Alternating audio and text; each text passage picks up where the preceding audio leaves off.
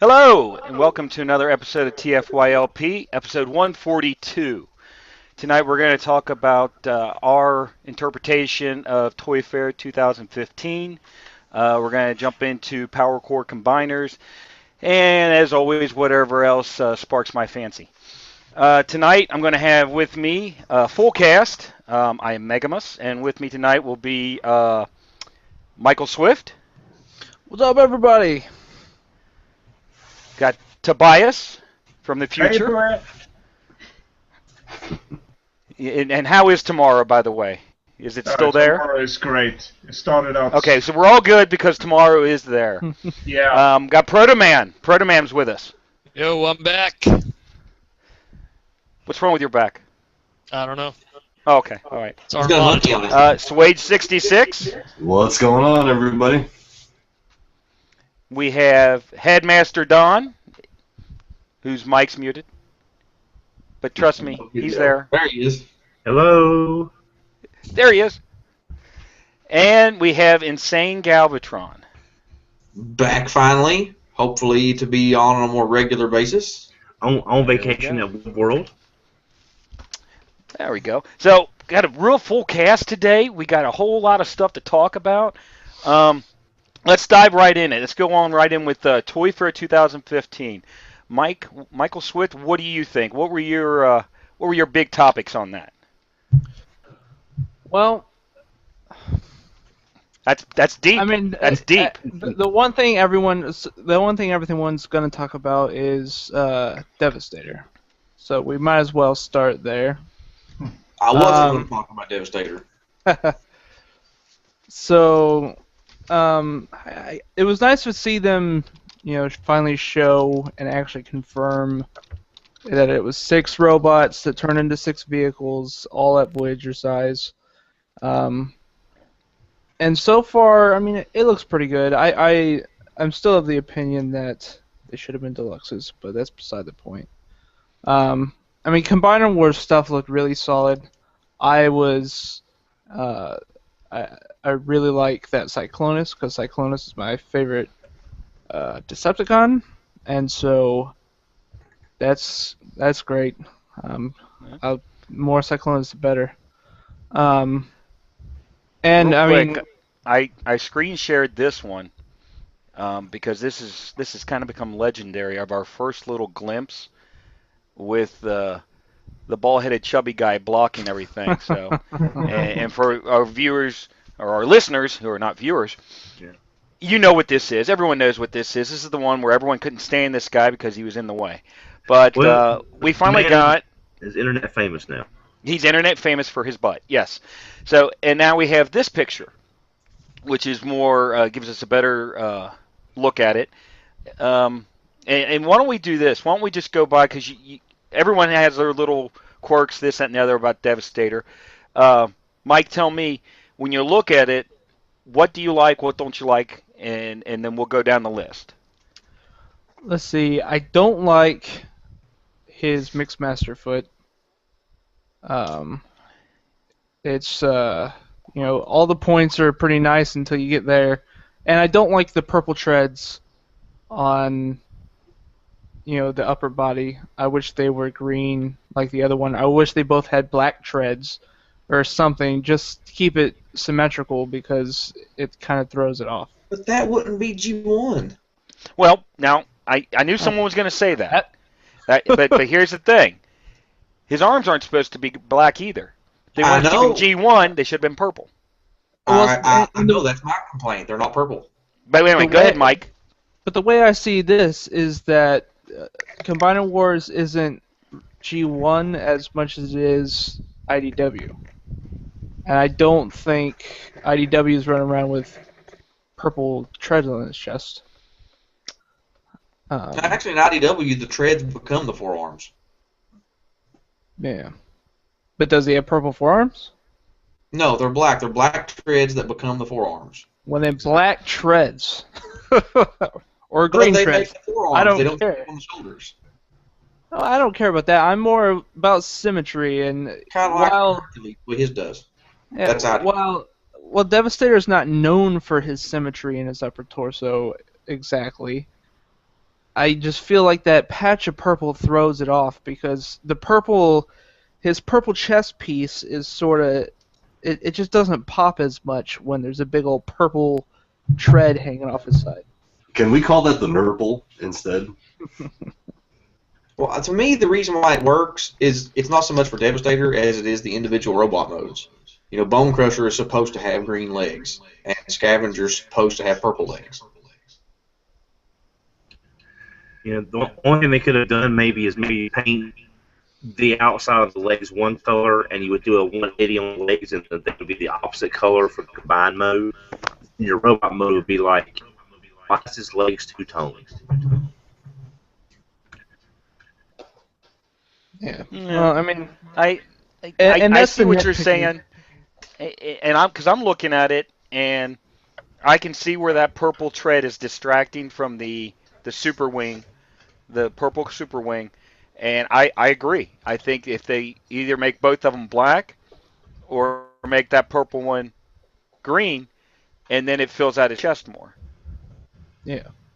And this is the nitpicking of someone who doesn't care if it's 100% G1 accurate. Oh, you care. You know you care. Well, you know, Tobias, what do you think? Excuse me?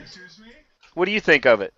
Of I the think Devastator? It's great. I've nothing to complain about, and the Voyager size in individual parts, nothing to complain about there as well. Because let's face it, Voyager class today is the Lux class 2 years ago or 3 years ago. Right. There has been some shrinkage in that market. He's got a point. Maybe he just got out of the pool. Well, I mean, this guy is supposed to stand 18 inches tall, though. Yeah. So. Size does matter. Proto Man, what do you think? What are your Well, views on it? the thing is that I don't really look at it from a current standpoint. I don't look at it and judge it how it is right now because I know for a fact that this thing is going to be repainted across the board many times. I mean, there's going to be this one that we see. Takara is going to have their version that's going to fit the niche of that G1er guy or the guy who wants more animation accurate. There'll be an SDCC one at some point that'll be probably done in another color. Hasbro doesn't waste a mold. A lot of engineering went into those 6 robots to make one. You can look at that one and go, I don't like this, I don't like that. If I had to pick apart one thing, I would just say the head's a little small, but I get a feeling I'm going to probably change my mind on that when I see the individual robot modes and how that head tucks away and go, okay, if it was big, it would probably get in the way of the transformation or something. Because, I mean, we're so used to a Devastator head that was an individual piece for a century practically. Like I said, I'm not going to judge it on its colors right now for the sole fact that this thing is, I know it right out of the gate, is probably going to have 3 different repaints that people are going to have to choose from. It's the same thing, like, I actually avoided all the Combiner War Superion stuff because I'll just get the Takara one. You know, like with the exception of Alpha Bravo being the odd man. I'm just, like, I think it looks great. I like it a lot. I like the colors. I like the individual robot modes. When people complain about the articulation and stuff about the individual robot modes, I go, you know what? Compared to a $500 Hercules or Giant, I'm not going to pay $300 more for elbow articulation. You know, so it's not going to make me lose sleep at night. So I really dig it. I actually like it a lot. But I'd like to see what the different color offerings will be when we get closer to release date, which will be a reality. Exactly. I agree with you, and I have to say it's not so much about the individual parts. It's about the whole thing. The most of us are going to display it as a combiner. Oh, there's going to be very few people that display combiners individually anyway. So Exactly. And I think the majority will say that I'll give up my articulation of the individual robots in order to gain more articulation in the combiner. Which I'm pretty sure was Hasbro's goal from day one anyways. So. Sure. All right. Well, especially to ensure stability. in something that size. Well, and I'm looking at it, and correct me if I'm wrong, but Scrapper looks like that his torso is on a joint to tilt, so that you can get the foot flat for more poses and have more stability. As long as it's on ratchet joints, everything will be fine. If it's regular ball joints, then we'll have a problem. Right. Well, they got away from those, didn't they? I mean, the last time they did ball joints, consistently was like Beast Wars. Ratchet joints are usually only used with price points that are big enough that they recognize that weight will be an issue. I mean, they had toys like, back in the day, Ultra Class Rampage from Beast Wars, where it's like, yeah, we probably should have put ratchet joints in the hips instead of ball joints because the weight was too much. But today now they kind of go like, they look like a Unicron or even a Primus, and they go, we got to put some ratchet joints into those hips and stuff to get those things to hold themselves up. After a certain height, they start putting ratchet joints instead of smooth ABS ball joints instead. So as long as there's, especially because, you look at even the original G1 Scrapper, and how if you had a loose one, your Devastator's screwed. That thing's not going to stay up. That thing is like, it's like ice skates practically. So, as long as they have good ratchet joints, say, in his arms of, like, the robot mode of, say, Scrapper, that would then make we'll call them the heel of Devastator. I'm comparing this to the G1 version. Then everything will be fine. Let me pop up that picture again, because I've been looking at it. Yeah, let's take a look at it, actually. And if you look right in here, this area here, it's tilted. It looks like it's probably just on a pivot, where it would go this way or this way. Give it also a little articulation. You know what I mean? Like, how often do we really get articulation in these big combiner robots outside of third party, outside of like Predicus? Well, that's just it. So I think definitely doing good. Pivot be at about around his waist? So Scrapper will be the first one with waist articulation, where he can just kind of go woo. That'd be great. Yeah, and I know you said not to really harp on the colors. Not to harp on the colors, but I do believe, and I know they were trying to break it up, but I think putting purple right here is just dumb. I don't see the sense in it. It makes him look like he has a big purple. Parrot Tommy United CW Devastar. Just wait for it, and then everyone will be happy. So. All right, Swage, what do you think? Yeah, he's okay. I'm gonna agree with Dan. The price difference going from a 500 to 350 for Giant, that's just too much. This will be something I'd look for from someone selling it. Like, they buy it and they immediately regret it and they sell it for $80 or $90. That'd be what I'd go for. And that was a reality with Metroplex, because I don't know if that happened in the States, but Metroplex ended up in Costco at one point for $59. So it happened in the States too. It happened in the States too. Okay, so and that's when everyone jumped on it. How much does the secondary market Metroplex go for now? Do you know? You would know more than anyone. You don't have that yet? It's climbing to 200. I do. Oh, really? I thought they were right around $100 still. Okay. I don't know. I haven't. You know what? It hasn't been out long enough for it to kind of end up there where it's now. Well, I looked at the San Diego Comic-Con one, and it's holding its value pretty good. But you're also talking about the different packaging, more chrome, extra parts, this, that, and the other. Yeah, so, the little decoys. The little foo-foo stuff. Yeah. I have hey, both. Don, what do you think? What do you think about this big Devastator?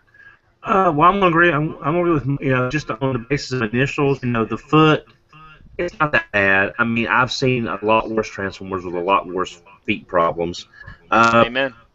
The tread is from a completely aesthetic standpoint, it does kind of throw your eye to that big batch of purple. But I'll be honest, I think it looks fine. And I've mentioned this before, that we didn't have to get this Devastator. They could have used this for a smaller combiner, or heck, they could have used this money and gave us 12 more versions of Luke Skywalker and made just as much money from those Luke Skywalkers as they make on Devastator. So, I think it looks great. It's different enough from previous Devastators to stand out. even though it's still a green and black and purple. I think everyone just needs to withhold judgment overall on whether it's a success or failure when the final product comes out. Like you said, there's a lot of tweaks on this thing between now and then. Well, Right. my biggest complaint is I Now- just wish he wasn't going to stand 6 inches taller than this guy.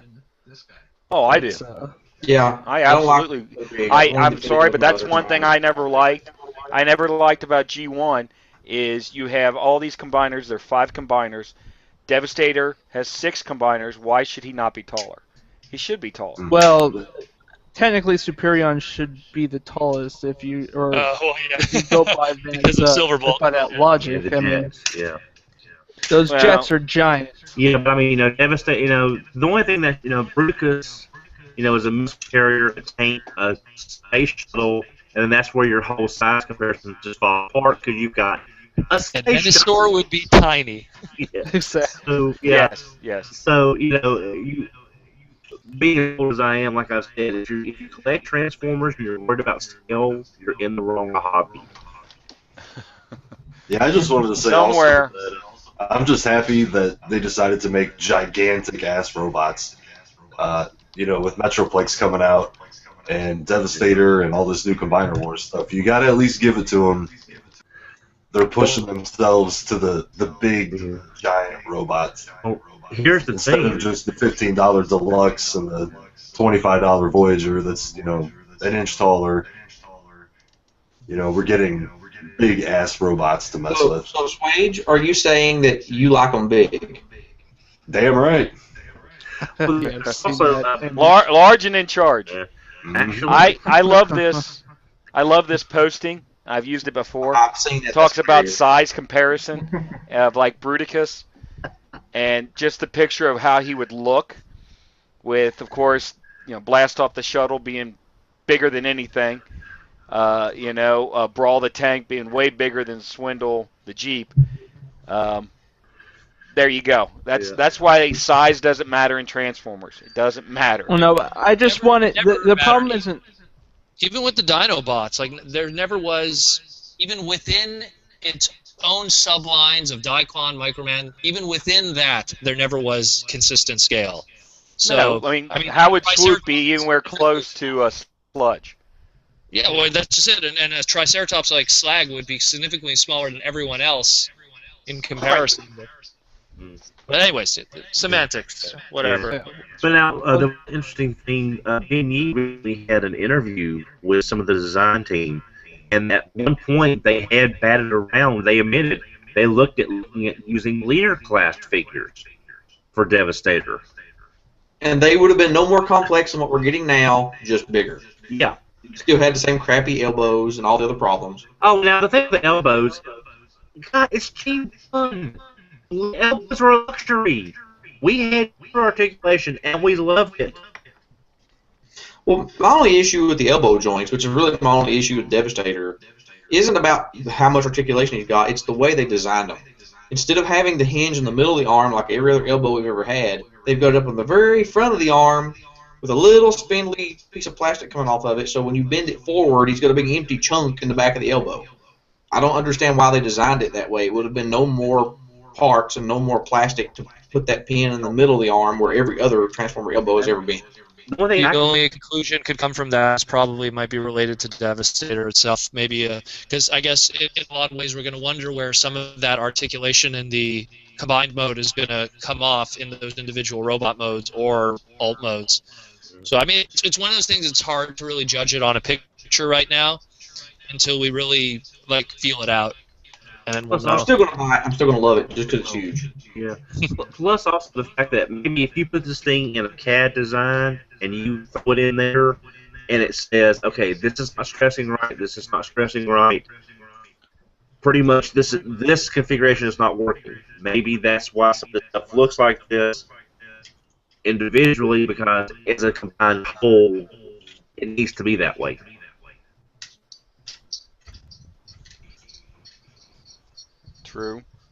True. But, all right, Mike. What was your next thing you want to talk about on Toy Fair? The next review.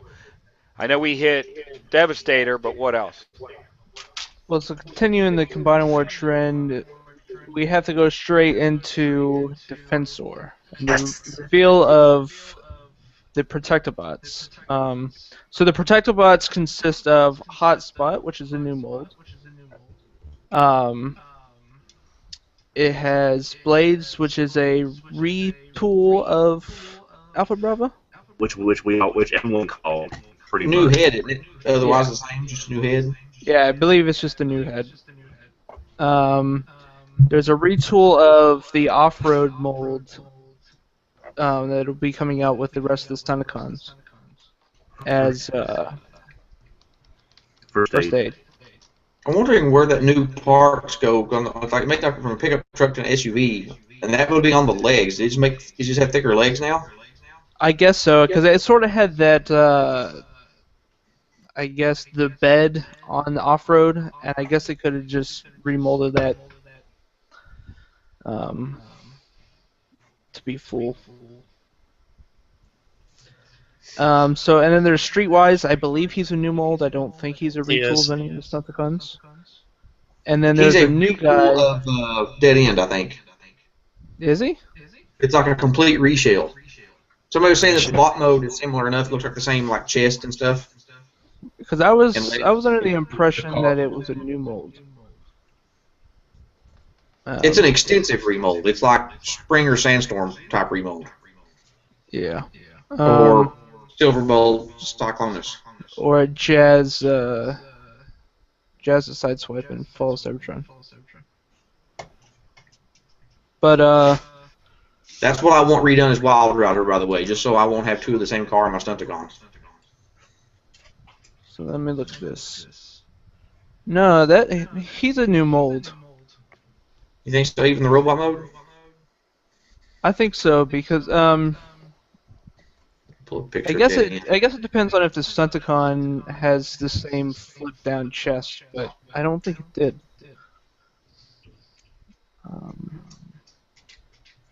Or no, I'm actually looking at the wrong one. Sorry. Oops. Or no, they're just out of order. I was looking at the right one. Never mind. Yeah, it's got the same So, alright. hips and thighs and kneecaps. Even that flip down chest plate is molded differently. But yeah, it's got a lot of it's almost like the Prime RC to Chromia. Yeah. So I guess it probably shares the same base then, but it's a pretty extensive remold. And then there's a new guy, and I'm trying to find his name because I Rook. can't remember. Rook. Yeah, Rook. So he's this crazy SWAT vehicle. And this is sort of in the place of Groove because Groove is now a Legion or Legends figure. Legend.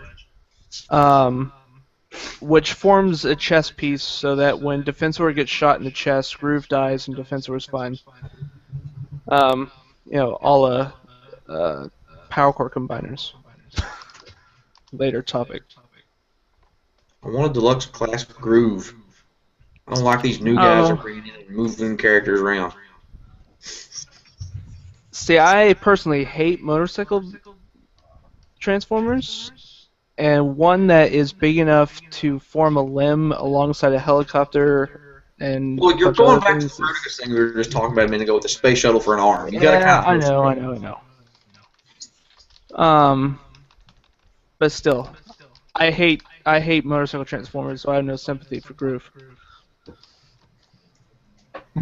Well, I hate train transformers, but you don't hear me poo-pooing on other people that like them. Again, I think just let's see what Takara does. Who knows? There might be a red herring in all of this. You never know. Like an afterburner for the Computron that's coming. They could, Exactly. You never know. You never know. I think if you're going to buy one of these, it's going to be Hotspot. Kudos to them for bringing up Hotspot again and making a new mold for him. Did we lose Don? Yeah, he keeps bouncing back and forth. But we're hoping he'd pop back in. Because I know he's been crying for a new version of the Robots in Disguise Fire Convoy. And I'm thinking that hotspot would look really good redecoed as Fire Convoy. Yeah. Well, I think that's the first thing I posed when I saw this guy is to repaint him as Fire Convoy, repaint some of the Stunticons as X-Brawn, Sideburn, Prowl, and Mirage. And then take the pickup truck and make him the Ultra Magnus. That way you took up Prime and Magnus combining. Ah. The pickup truck is Magnus, and then the other three for the three Autobot brothers, and then Fire Convoy, boom. RID combiner. Hey, Don. Are you with us? Yeah, apparently there's a deer eating close to a cable line somewhere, and the vibrations are knocking me offline. Or there's a goat is ate through a wire somewhere. Well, we got you live right now. Or there's solar. What are your thoughts? Or there's Someone kinked your internet wire. Yeah. Yeah, we were talking about 50 Hasbro Shades of- giving Hotspot some love this year in form of Combiner War. Yeah, I definitely like the hotspot. I'm definitely glad I did not go with any of the third-party ones. Just I love Defense Force. Just that was kind of down on the list. I saw what happened. I love hotspot, and I believe Mike was talking about turning into Fire Convoy. I've seen several people do digital bashes of that becoming Fire Convoy, and I would buy a Fire Convoy from that mold for sure. But I'm a big Fire Convoy fan. It is one of the greatest prime molds ever, Brian Kilby. So,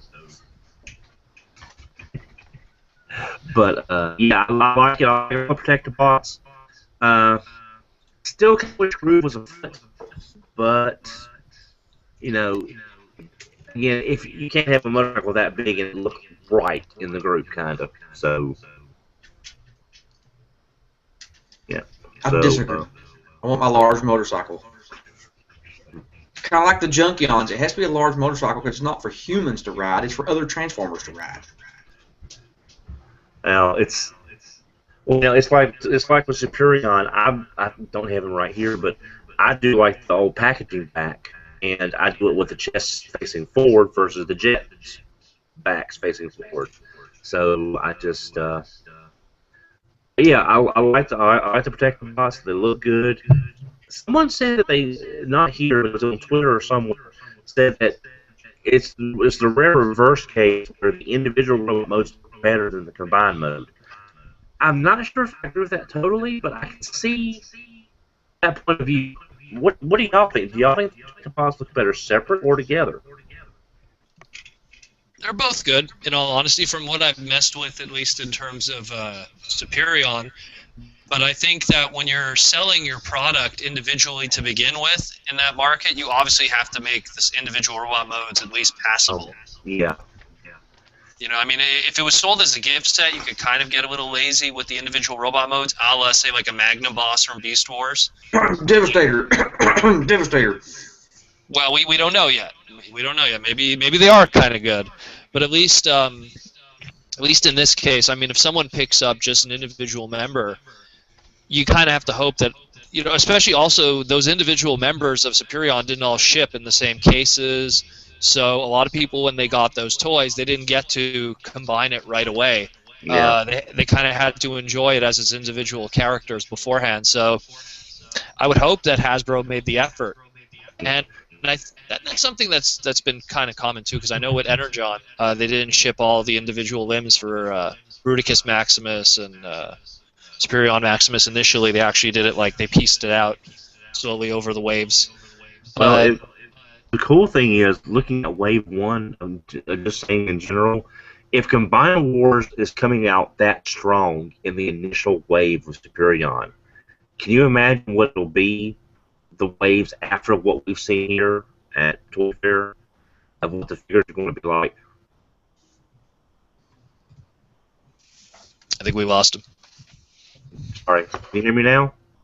Yes, I think you're hitting your mute. Sorry, no, I don't know what it was. What I'm saying is, generally the first wave of any line is the weakest wave of the learning curve kicks in. As strong as the aerial bots are now coming out of the gate, can you imagine what we'll have 2 or 3 waves after what we're seeing here we get to a Computron, an Abominus, a Lyokaiser, what they're going to look like. I could see a Lyokaiser by retooling pre-existing stuff that exists to make it happen. I'll tell you one thing. All of this Combiner Wars stuff, I mean, the amount of digital kit bashing that I've seen of all kinds of, like, the millions of ideas, and the fact that when Pete was on TFYLP not too long ago, how he said that the club has a lot of interest in doing something with it. There's going to be a lot of I mean, just imagine every BotCon set for the next 2 years or 3 years even. It's going to be very interesting to see what happens with these. I mean, just the amount of ideas that you could play around with. It's going to be crazy. I mean, already, like, people, saying, like, oh, hey, you could do Energon, Optimus Prime, Grand Convoy, from that Optimus. There's just so many things. I mean, it's going to be nuts. There's going to be a lot of repaints. Again, and like I always say, they don't waste a mold, so there's going to be a lot of stuff coming out of it. A lot. And everyone's dumbfounded. I was just thinking about that Energon Convoy, because I guess he had like a helicopter limb. You take that Rook guy. He could kind of be Fire 1. Then in the future, when you're going to have nose cone from a Computron, there's going to be your Digger 2, and then you're going to have Gyro 3, which could be any helicopter guy that we have, Alpha Bravo or whatever. And all we need is something that's going to be Submarine 4, which we don't have right now, but they might retool something and make it happen. You never know. But it's just, even that could happen, because you look at that Optimus Prime that's out there, and you see that combine mode and that chest and that head, and you just go, dude, this is, I mean, they knew what they were doing ahead of time. For sure. Yeah, definitely. All right. Well, we'll jump back to, Swage? Yeah. What do you think?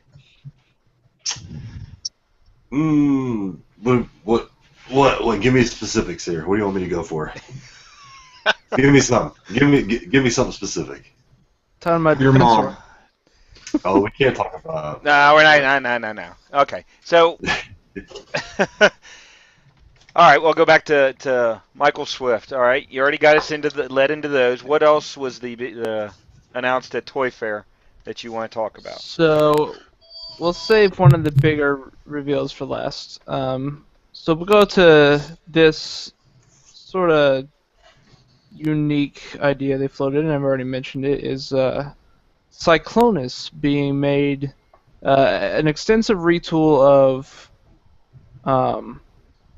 Silverbolt, and he is supposed to form the chest of a combiner called Galvatronus. And I'm gonna screen share here. Now, was nobody's that talking about the side of his legs. They didn't show the head, but you can see the combined form chest. If you look at the side of Cyclonus. But was that confirmed that it's not just a retool, but that they're actually going to do a combiner? Well, why would they bother remolding the side of his legs that make up the combiner chest if they weren't going to do anything with it? I mean, there's. Is it anything that aesthetically helps to the the robot mode? Yes, it looks like Galvatron's chest cut in half. You can't see it in that picture that he's got up there, but some of the Toy Fair, like from the show pictures, I'm surprised nobody took a good close-up of the side of the leg to show it off. But see if I can find a picture to share. Yeah, I think so. I think you might have shared it on the site. So tell me real quick, because I'm not familiar with this one. How does the transformation work? You're saying that the legs would become the chest in combine mode? Yeah, in the combine mode, there's little panels on the side of the legs that fold over and cover the middle, and it makes the chest of the combiner. Yeah, that's how it works with the. I mean, because that's how it works with Silverbolt. Mm-hmm. There's a couple of panels, that sort of hinge out on a double hinge. That hinge out and form the combiner chest, but they're on the other side of the legs than in the official pictures. And here's his jet mode, so you can see his jet mode is remarkably different from Silverbolt's. Okay, let me see if I can do a screen share here.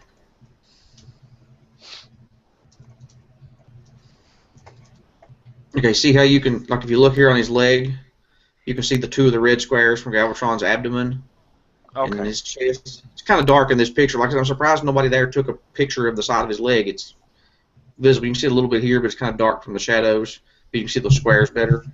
That is definitely not Silverbolt's chest, but that is very Galvatron with the squares in the abdomen. Well, you would be the one to ask, I think, but is there any canon in comics of a No. combiner like that? As of right now, Cyclonus and Galvatron are in two separate comics, a galaxy apart. I don't see any possible way they can make that happen story-wise. Unless they... Well, they'll write it. Trust me, if they're going to make a toy, they're going to write it. Well, one of them has to leave one comic and go to where the other comic's taking place.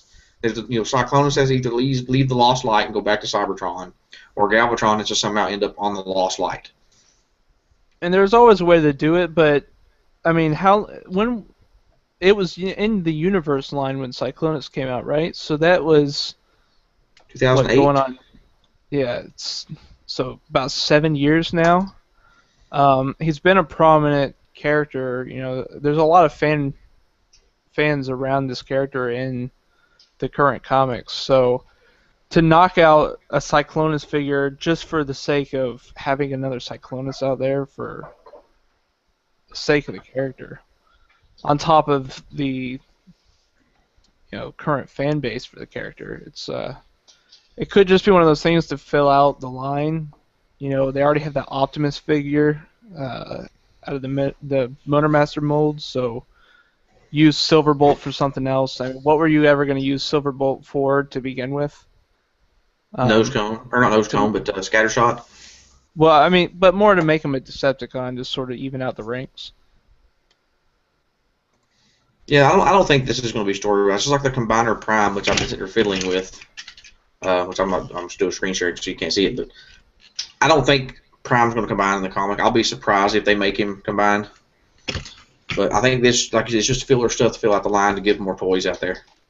Well, let me ask you guys, since you are talking about this right now, one of our listeners, Jason Tate, asked, with this Cyclonus, do you think we're going to get 4 sweeps that would merge with it to make the, is it Galvatrona? Galvatronus. Galvatronus. Yeah. Yeah. So would you think 4 sweeps? Register. Yeah. I think for them to mold a sweep just for a repaint of a retool of a repaint, I think that's kind of a stretch. I think that they just kind of looked at the Silverbolt mold and says, like, let's see what we could do fun with this. I mean, I know someone here is a big Cyclonus fan, but I really kind of question what. Like, we didn't need this to exist, but it does. But we didn't need a Combiner Wars Cyclonus, but it exists because I always felt we kind of had a really good Cyclonus to begin with. 3 times over, we got 3 different repaints of that one mold, just as Cyclonus. Actually, 4 times. Then there's a strafe repaint and all of that too, but. I mean, this one, I don't know. I think I want to see what's the story with this, if there is one. I think it might be an IDW thing instead of a story-wise, instead of just hey, let's just do a retool kind of thing. I don't know. That's just my take on it. I like the idea of the sweeps though for the limbs. I mean, I think it would be cool if they did that. I don't think they're going to. I think that's a lot of it. Engineering for sweeps. Yeah. To make 4. You just make one mold, pack it, 2 to 3 per case. I mean, I'm going to buy 4 of it, for skirts and 3 sweeps. Yeah. But I mean, I think this is genius. I mean, you have Optimus already in the Combiner Wars line. It's like, so we already gave them a combining Optimus. They're not going to do Megatron because we have 2 liter Megatrons coming out at the same time. So what do? They're like, well, we can give you Cyclonus and Galvatron in the same figure. And I think that's just I think that's where it comes. Especially since they couldn't have done a Galvatron, because, I mean, everyone has that expectation of what that should be associated with that name in an alt mode. So I guess they were like, well, we have this Silverbolt jet, we need a flyer, let's see what we could tool from it, and probably the whole process led to what Cyclonus would be, you know? And then like, okay, well, what do we do? Yeah, and it's like, what do we do with the combined mode now that we have Cyclonus? Oh, well, Yeah. he's a lackey of Galvatron. There you go. Galvatronus instead of Megatronus. Yeah. And I blew that picture up larger, you know, whenever I'm speaking, and it pops up for viewers to see. You can see that chest a little better. Mm. Yeah, that's definitely. I will admit it's a very extensive retool. I think when I first saw it, I did not even make the connection to Silverbolt, being someone who even owns that toy. So I mean that's at least impressive in itself. Is that you were able to look at it and go, oh, is that even a new toy completely or not? So I give it credit for that. Again, part of me is like, I don't know why it exists, but it does. I just don't know why it exists. And it has to be. I'm getting a feeling it's an IDW Comics story thing down the line, because Combiner Wars is going to be predominant as time progresses, fiction-wise with the comics. So it's going to be something with that Probably. Yeah. for sure. And I think he's back. He's back to give his opinion. Maybe. Don?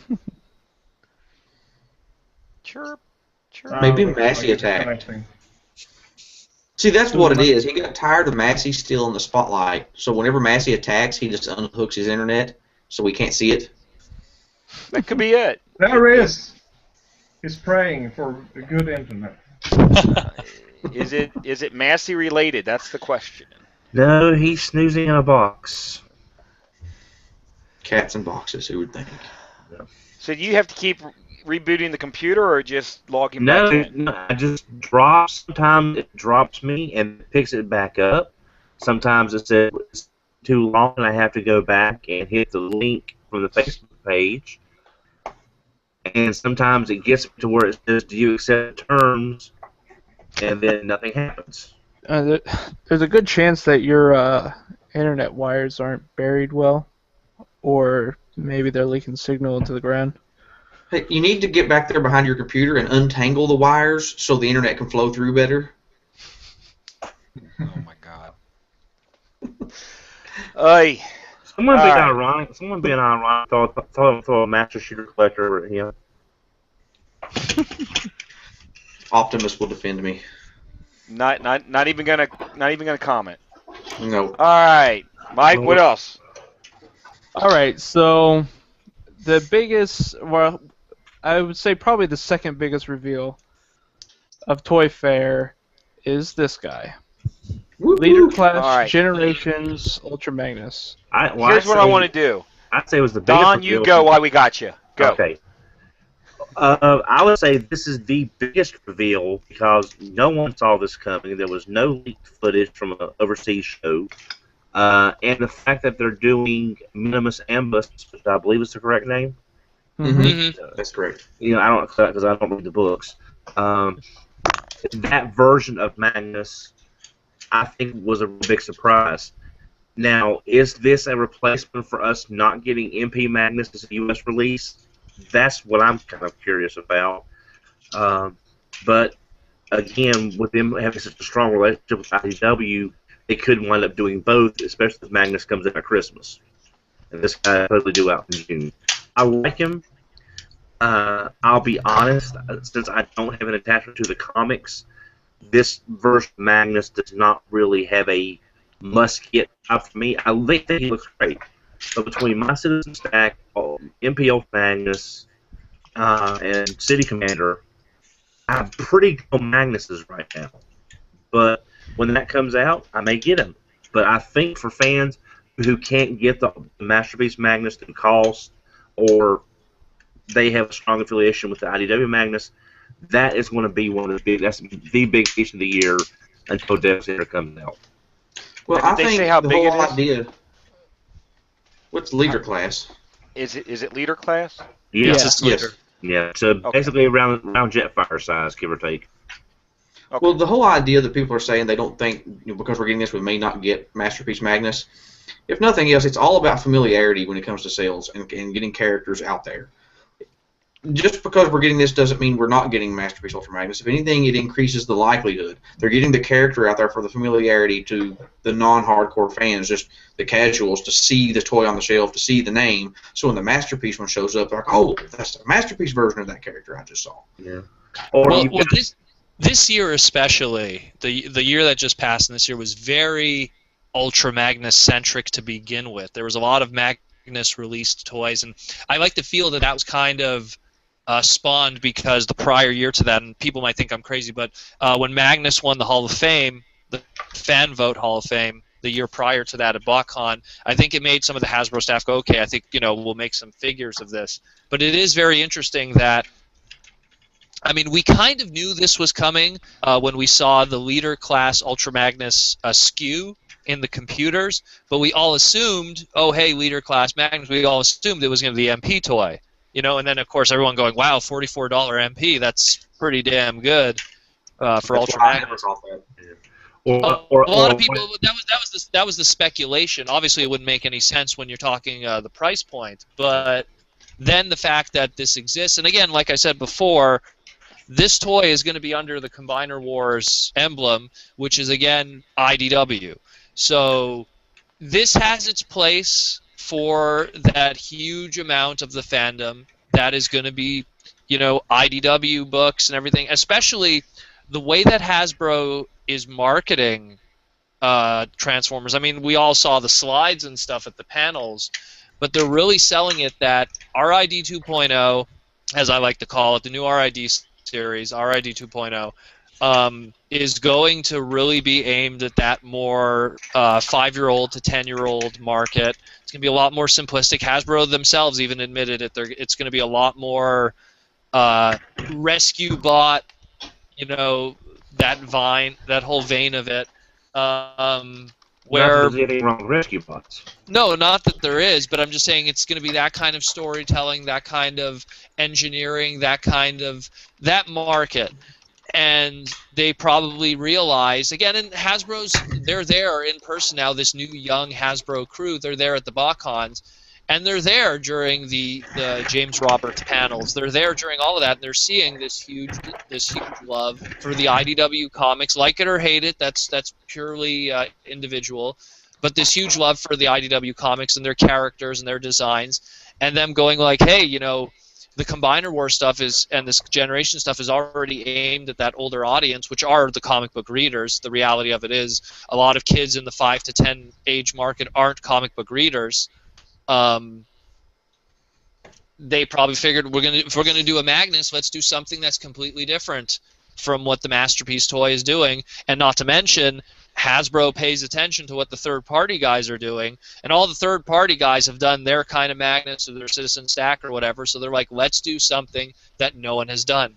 And, I mean, even some people even already suggested the repaints from this to me, and I was like, you know what, they did this, and they probably even thought about the repaints, because I look at this, and I see a Star Convoy with Micromaster Hot Rod in the future. When you look at even Minimus, you know what I mean? I want this guy. I want this guy. No, I'm being serious. I didn't even think of that. Someone else suggested, and I was like, you know what? That actually kind of makes sense. Because you look, he even has that little spoiler there in the alt mode. Yeah. Retool this thing and give us Power Master Optimus, and Minimus can be Haikyuu. Or that. So I want this guy, blue, red, silver, and brown, big convoy pre-Earth, pre-Earth. I could see that too. And then they can make the little guy like a pre-Earth Stampy or something. Oh goodness! Yes, please. There you go. I hopefully now all these Magnuses. With all Magni. Some third-party, for the love of God, make me a trench coat and a fedora for these characters, so I can have I just want a molded trench coat and fedora so I can put on my mask. That's all we need, fedoras for our Transformers. I don't know why. I just want that. It's been ruined. But yeah, I'm really digging this. I mean, the reality of the matter is I'm not gonna import Masterpiece figures. I'm not in the market for Masterpiece figures. That's another shelf I'd have to start putting stuff on.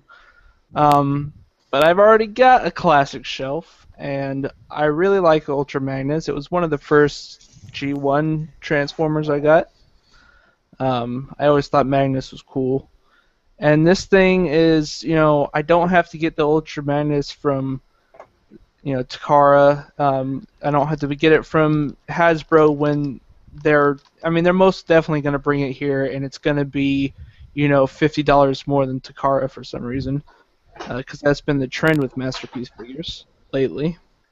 Well, and I agree. For someone like you and for a lot of people, this will be their fix outside of the Masterpiece toy. This will be their, I'm not going to get the $200. Actually, no. How much was the MP Masterpiece? $190. I got my one. Okay, it's almost 200 then. A lot of people aren't going to take that $200 plunge plus shipping. They're not going to pick it up in person, but they're definitely going to go this route. And size-wise, it's. I mean, if it's anything like Jetfire, let's assume, because we didn't really get some good comparison photos. Not a little shorter, but not crazy shorter. So it'll fit that person's niche. Number one, wallet-wise. Number two, availability. And, hey, that little dude that comes with it, they'll just kind of ignore it, I guess, Well, one thing about Magnus is that I like, I'm just seeing this from a different point of view, is they've actually introduced a little bit of Brave Super Robot into Transformers.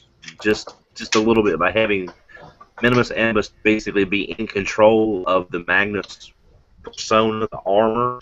You've added a little bit of Brave into the line, whether it was intentional or not. I kind of like that. That was more from a writing standpoint, I think, prior. That was something that was planned way before I think even this toy was conceived. So. Well, because I think that's how, spoilers. I believe that. Yeah, is I know. how That's he why works. I'm always kind of iffy to talk about this stuff too. Yeah. Because that's how he works in the comic books, right? Yeah. Magnus isn't And it was a a big person. reveal. Yeah, he's not a person, but he's been many people, right? Yeah. Well, So- it's like it was the title, and that's why I don't like talking about it, because there's always someone that I'm like, why haven't you read it yet? But and something like this was in the comics at the time was a big reveal. It was a big shocker moment. It was like, oh wow, it's kind of like getting the Mask of the Phantasm toy from Batman, and then the toy itself was a spoiler. You know what I mean? Yes. Yes. So it's one of those things where it's like this was a big reveal, and shame on anyone who hasn't read the comics up to this point. But spoiler, Magnus isn't what you think he is. So, but yeah, I just dig it. I dig it a lot. I think that's one that really serves its purpose. Where in the case of the Cyclonus, I was like, did we really need that one? This one, it's like this does serve a purpose in the face of a Masterpiece toy that's out right now. Speaking of what's out right now, what about this guy? Let's take a look. Yeah. Megs. Combiner Wars Megatron has been released. It's been confirmed and found. What do you guys think? Is this one to pick up, or do you wait for the Armada repaint, or do you pass it? I would have been all over this until X-Transbots showed a Polygon.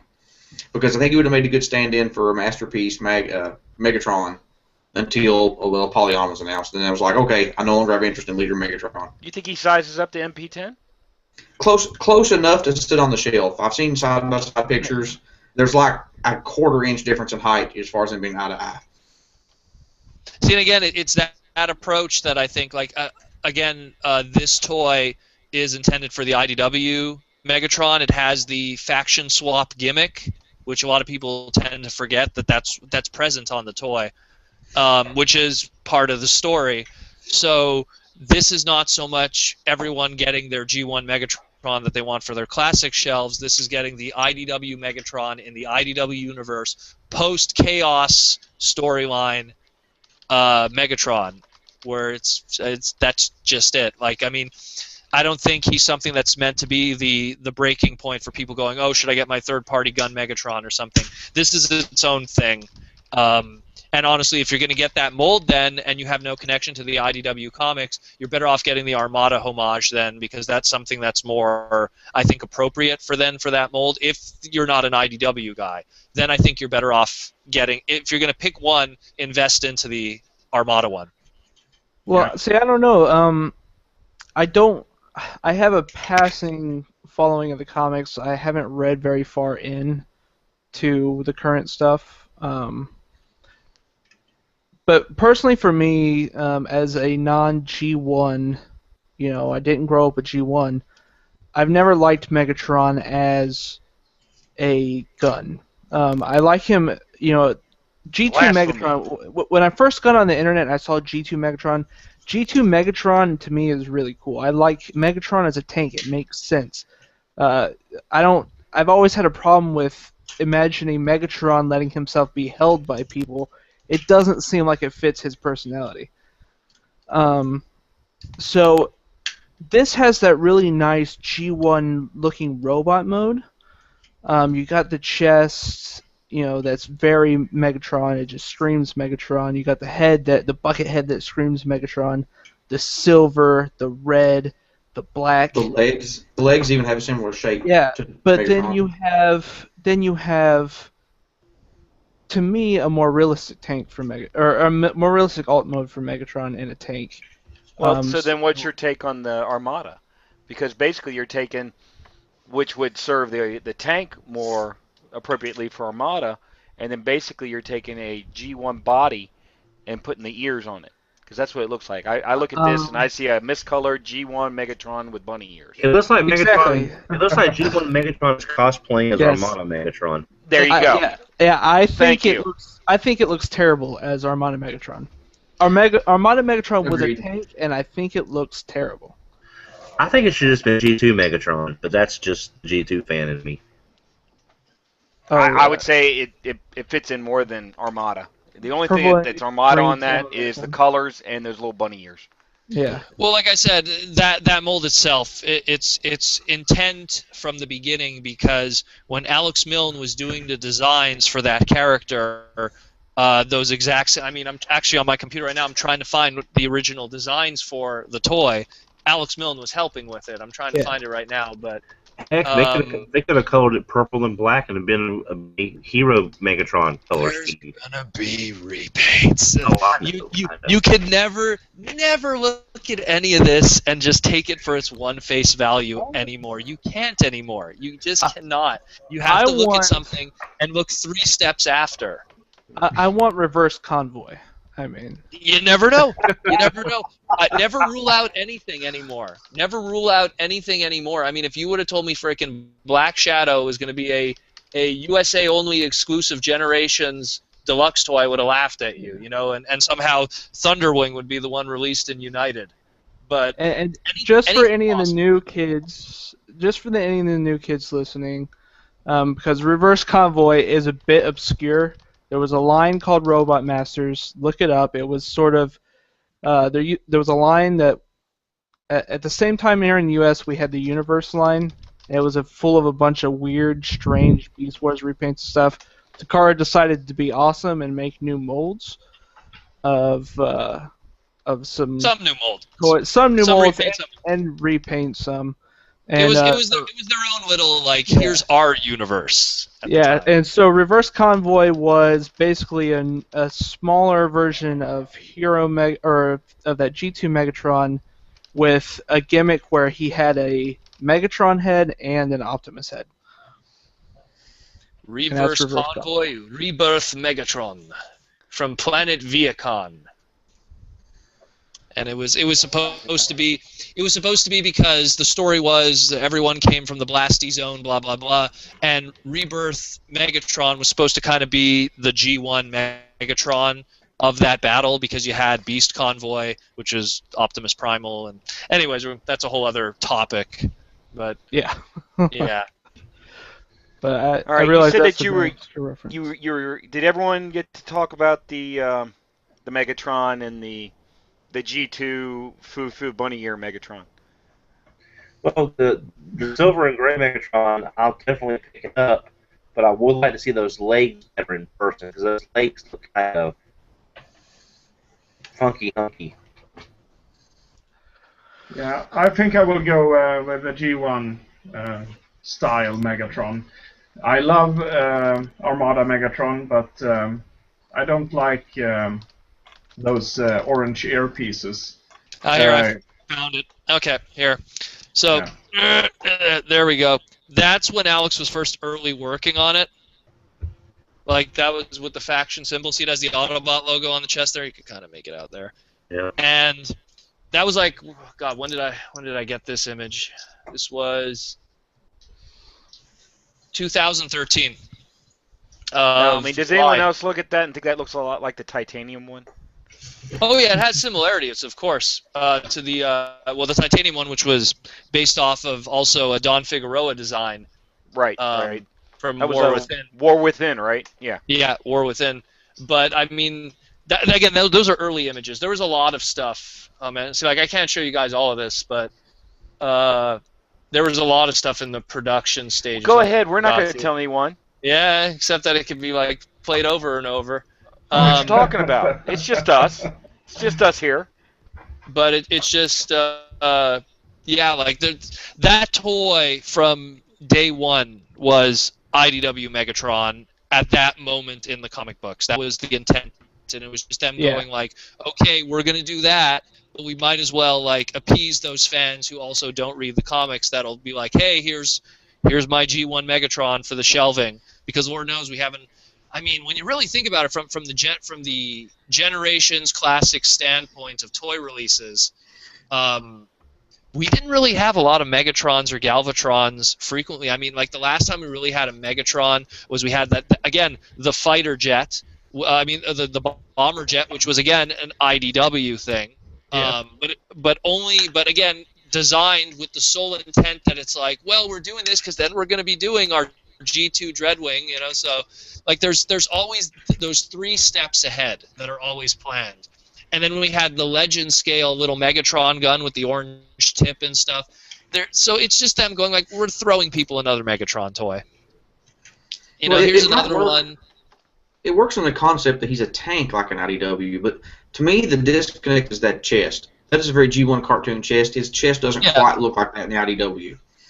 He's got more of the divided chest with the pectorals, whereas that Megatron is just a flat barrel chest. That's where the design comes in here that I was showing, because it had a very it had the G1 chest for the design, and obviously, you know, certain pieces don't, you know, work out in the end, but I mean, from a practicality standpoint of engineering and plastics and everything, but yeah, like I mean, from that toy, IDW Megatron, and anyone who has other opinions of it, you have to understand what it was intended to be from the beginning. It's kind of like people when they look at it's like if you looked at a movie toy and said, well, that's not, you know, G1 Wheelie, it wasn't intended to be G1 Wheelie, you know, it was intended to be movie Wheelie, you know, so it's the same thing. The thing is that they don't blatantly say on the box IDW Megatron post Chaos story arc or Mortem Meets the Eye storyline. Right. It's just like people just look at it as face value. Oh, it's a Megatron. It's a tank. It's silver. Okay.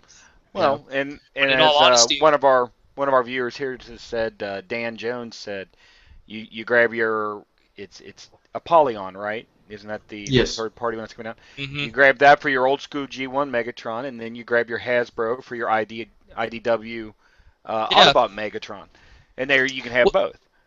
Well, but that's exactly, and that's what Combiner Wars is in a nutshell. Everything that's coming out of Combiner Wars, everything, is infused with this is what's going on in the comics, and if anything happens that is just a healthy coincidence that it works out for a G1 collector of the old school, then all the better. That's why, like, it's sad but true, probably characters like Alpha Bravo for Superion are probably going to be a thing, where, you know, that's where Takara looks at Superion and goes, yeah, we understand that, but the IDW comics isn't a thing in Japan. Yeah, it has a little bit of a following, but it isn't a thing in Japan, so we're going to do the G1 homage thing instead, and we're going to put in our, who was it, Fireflight that was missing? Slingshot.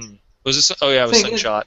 But it's kind of bullcrap in the comics the way they did it, because Superion's fate was unknown. He got ripped apart by Devastator. Spoiler alert. And then when they reintroduced him leading into Combiner Wars, there was no confirmation any member was dead. They could have left Slingshot. It's more of the other way around. They wanted to put Alpha Bravo as a toy, and they told IDW, hey, we need to replace Slingshot with Alpha Bravo, and they worked it into the story. It's a possibility. It's a possibility from a creative standpoint. I mean, it's not the first time in Transformers history that toys dictated fiction. I mean, it's only happened a billion times with every comic book writer, Beast Wars writer, or anything, where it's like, hey, we need you to put this in here. That's just the way it is. But at least, like I said, I think if people really want their G1 fix, whether it be, going to back to Devastator, let's look at what Takara is going to do. I think Takara is going to give you more what you're looking for. I mean, Takara, even from an IDW standpoint, I think Takara was giving you more what you want. I mean, the Takara Windblade is a million times more like the comic than the Hasbro release. Hasbro release is nothing like how she looks in the comic. So I think turn to Takara for that. I hate to sound cliche because there's so many guys that are like, oh, Takara is always better than Hasbro. But I think Takara is going to be the better route to take for this in a lot of different areas. That's why I'm getting United Superion. There you go. Yeah. All right.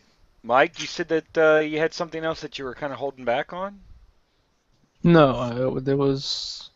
Ultra Menace is sort of the highest... That was your pinnacle there? Yeah, we need to gush on Magnus some more. Yeah. There was a bunch of crap revealed for RID, but I don't think anyone in our audience is the primary audience for that. There wasn't even really big reveals for RID. It was more like a lot of price point stuff. It's like, hey, Underbite, but now Legend scale. Thunderhoof. If you want to really mention, if you want to mention one thing. The only G.I. Joe news for any G.I. Joe fan was Transformer related. I forgot about that. If you want to talk about a certain Viper. Yeah. That was a really good one. Picture. So... Go ahead and start vamping on that. I'm going to find the picture. That was the thing that I was really excited about, really. Oh, there you go. So, I mean, that's one you could talk about. I mean, and that's cool because... I mean, especially since I almost feel like it was Hasbro just throwing G.I. Joe a bone, going like, look, we know you guys have literally diddly squat for 2015, but what I think the most fascinating thing about this is that this is a repaint that was totally inspired by a third-party idea, which was, man, what was the name of that? Someone did a third-party Power Glide, and then they did a G.I. Joe Rattler repaint.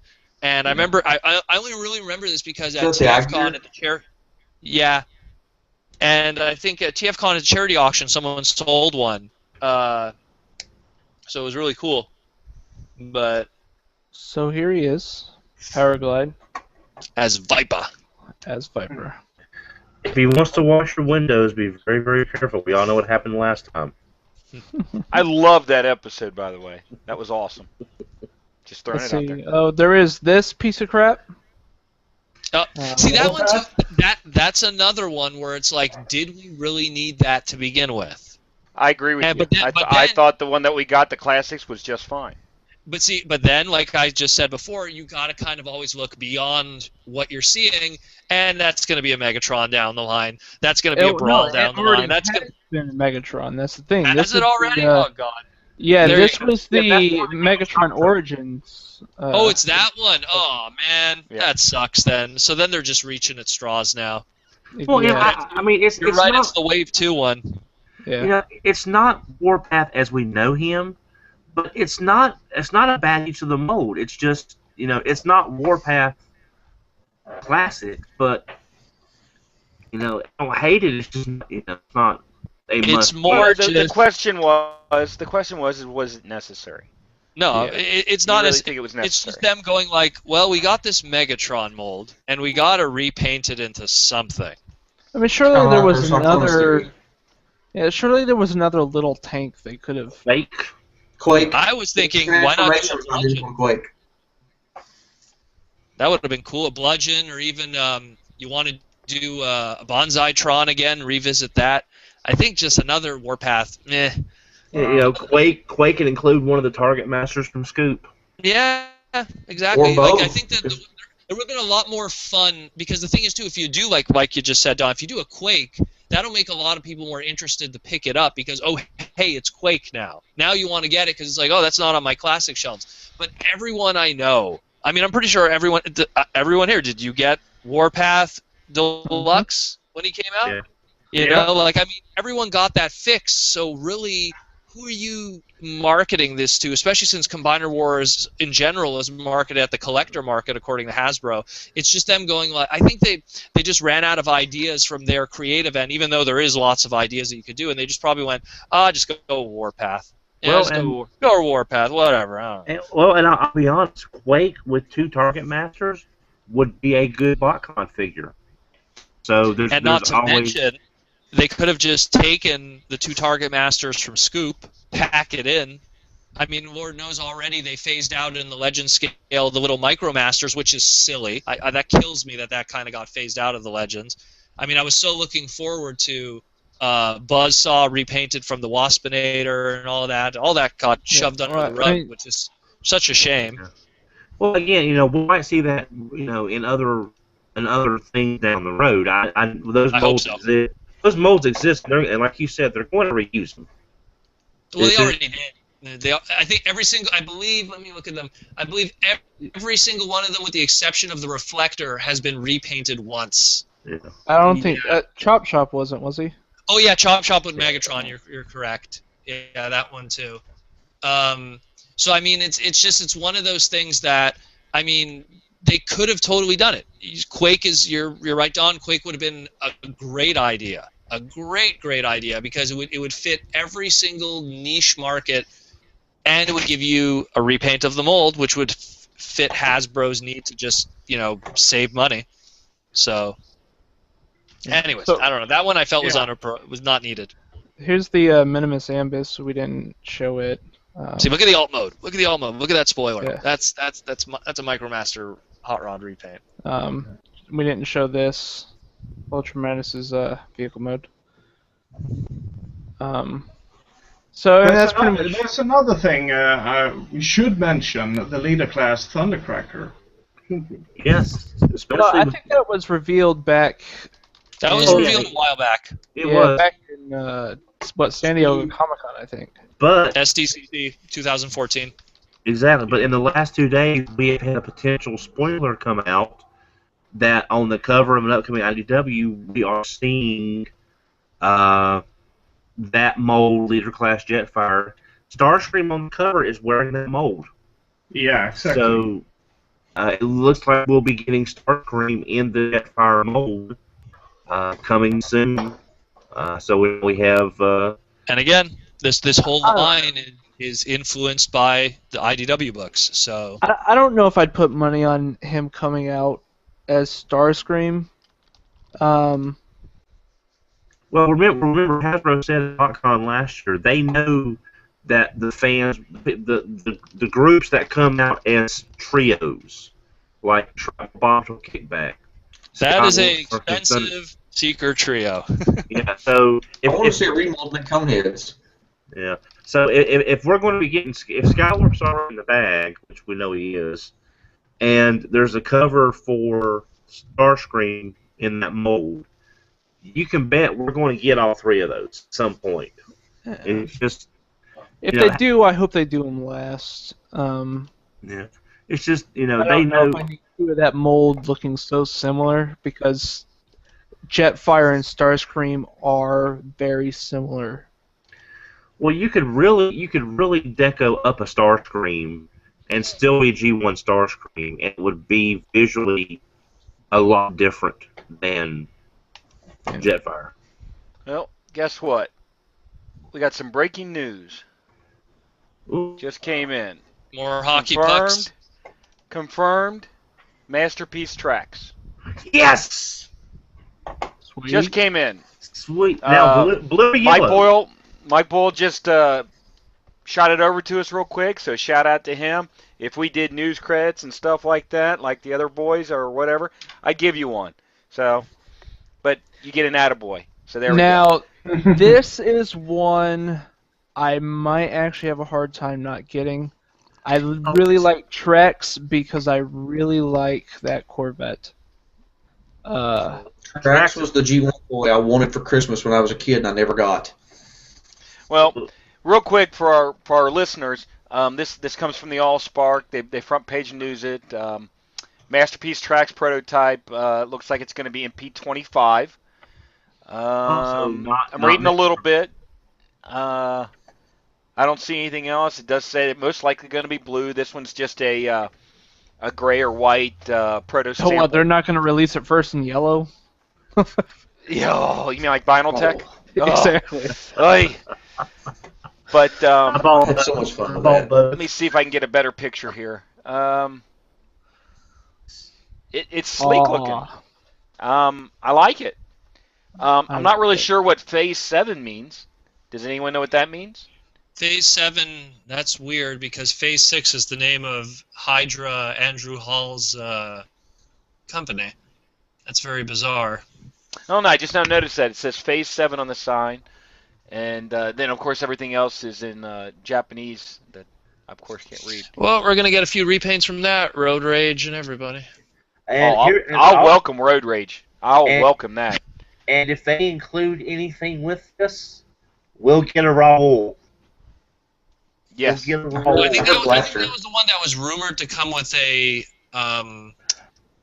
Blaster and take deck mode, yeah. Yeah, I remember reading something like that. That would be just fine. That might be like the Amazon pack-in or something, you know. I hope not. Now, see, I look at this, and I'm okay with it. But the gun doesn't look right. It might just be the angle.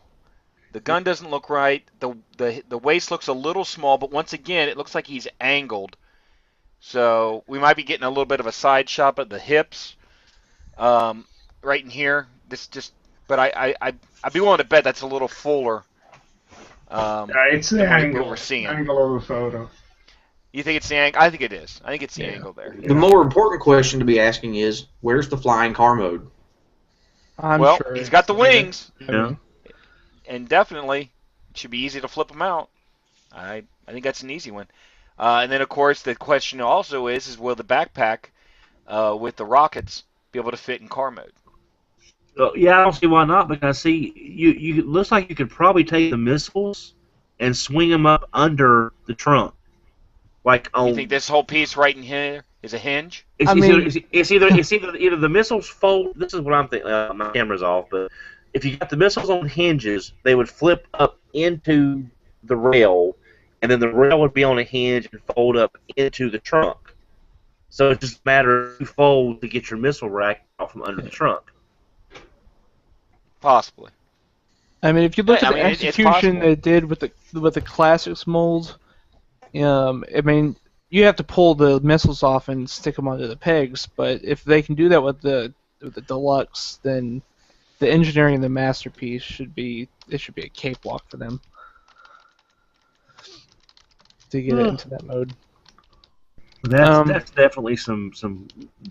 Now again, although it does sort of wonder what the fate is of the rumored masterpiece Megatron. Is he pushed back, or does he even still really exist? We're still. Is that not just the gold Megatron that they're releasing? Well, that's what I think too. Isn't it just that gold one?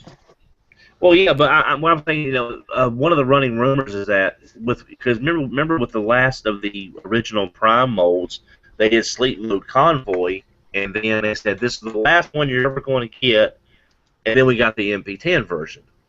So with us getting the gold-plated Megatron, it's kind of running parallel to getting Sleep Mode Convoy, and people are saying, well, we need to be getting a new Megatron anyway. So they're getting one last use of the original Megatron mold before we get a new one, which everyone was guessing would be MP25, but that's just been shot out of the water. I don't know. I mean, because Decepticons are as popular in Japan, right? So. Oh, it's villains kind of hit or miss. Yeah, it's kind of you'd be surprised they don't do as well in Japan. Yeah, I mean, there's a reason. There's a reason why like alternators, Binaltech kind of avoided that too and everything. Yeah. Well, it's like in the recent Tokyo in the recent Sentai show that ended, Retro Sentai Tokyuger, the villain costumes are so awesome looking from the shadows. The villains are so awesome, and we'll never get figures of those. Never. You have to rely on the American market. Yeah, they just don't do villain figures, and these are some of the best costumes we've ever had in the Heisei era, and it's just sort of sad. Yeah. All right. I guess to wrap up the Toy Fair stuff, I was just gonna scroll through some of the Prime stuff, or not Prime, but the RID stuff, since that's the other stuff that was there. We got the return of, they're calling these minicons. You can think of them as the data discs from Fall of Cybertron. I actually think these look better than the data discs. They sort of got that like mini, like QT style to them. Well, I heard they were going to be one step changer going on too, which was very similar to the what's it called there? The ARMS Micron stuff that was going on where you had to assemble it. Yeah, well, I kind of remember Dragon. Those are actually being called minicons. Yeah. Yeah, so that's definitely. They're one-step changers too, aren't they? Like the data discs, they're called deployers. So they actually get shot out by.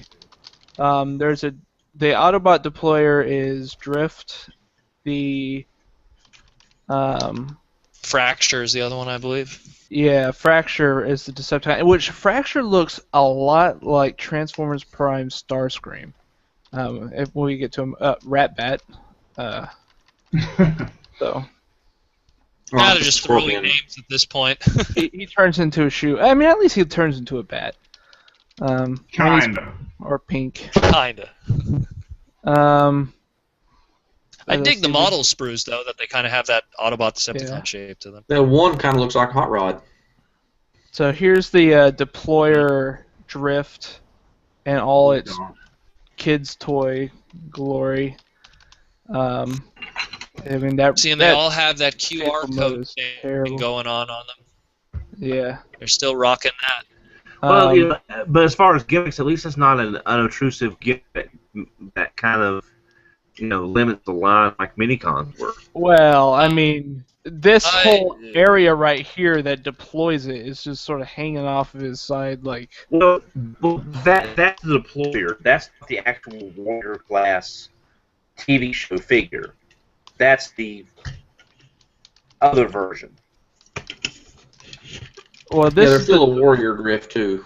Yeah. Well, yeah, but this is the deployer. I guess I see what you mean. I see what you mean now. I miss that. Here's Fracture. Yeah, here's Fracture and his. Let's see if we can find his robot. So you can see here. Tell me this is not Scream, Transformers Prime Starscream. Yeah, it looks like. That's a similar aesthetic, yeah. The colors that Shockwave though, kind of more. Yeah, but I mean, Yeah. I was like, what? Was that Starscream? The big stuff out of this really was, let's scroll. Jazz. Yeah. Was revealed, so he's getting his own Warrior class figure. I really dig that vehicle mode. And they revealed the Warrior class Sideswipe. And I think It's good alternate modes. yeah. Their alternate modes are really cool, and I think that's really where they've shined. It's unfortunate it doesn't translate to robot mode often enough. Due to simplicity of transformation. Yeah. That's why. More bulkiness as a result. Well, and this goes back to that whole. I would really rather the vehicle mode suffer than the robot mode. But But maybe I guess maybe kids are just more into the vehicle mode, and that's why they focus on it. Come on, man. I mean, Roblox look in at- disguise. The cars I mean, have to look good, or they're not really in that disguise. That is sleek right there. Side swipes. One steps, no one cares. This is the first Oh, figure that's of the only this guy. Thunderhoof. Yeah, Thunderhoof. Freaking deer. We got a motorcycle guy Thunderhoofs. that looks like Fracture.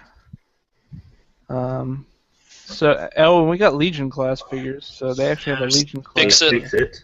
Fix it. There's the underbite one. And that's the end of those. So, I mean, not a whole lot coming out here that I think is going to strike a lot of collectors' fancy. But I think the kids will have fun with it. I actually might pick up some of these mini cons. I don't know what it is about them, but they're doing something for me. Hey, Brett, I just was wondering, before we leave the topic of Toy Fair, what's everyone's favorite non-Transformer reveal? Ooh. Just it's because there's so much that came out of it.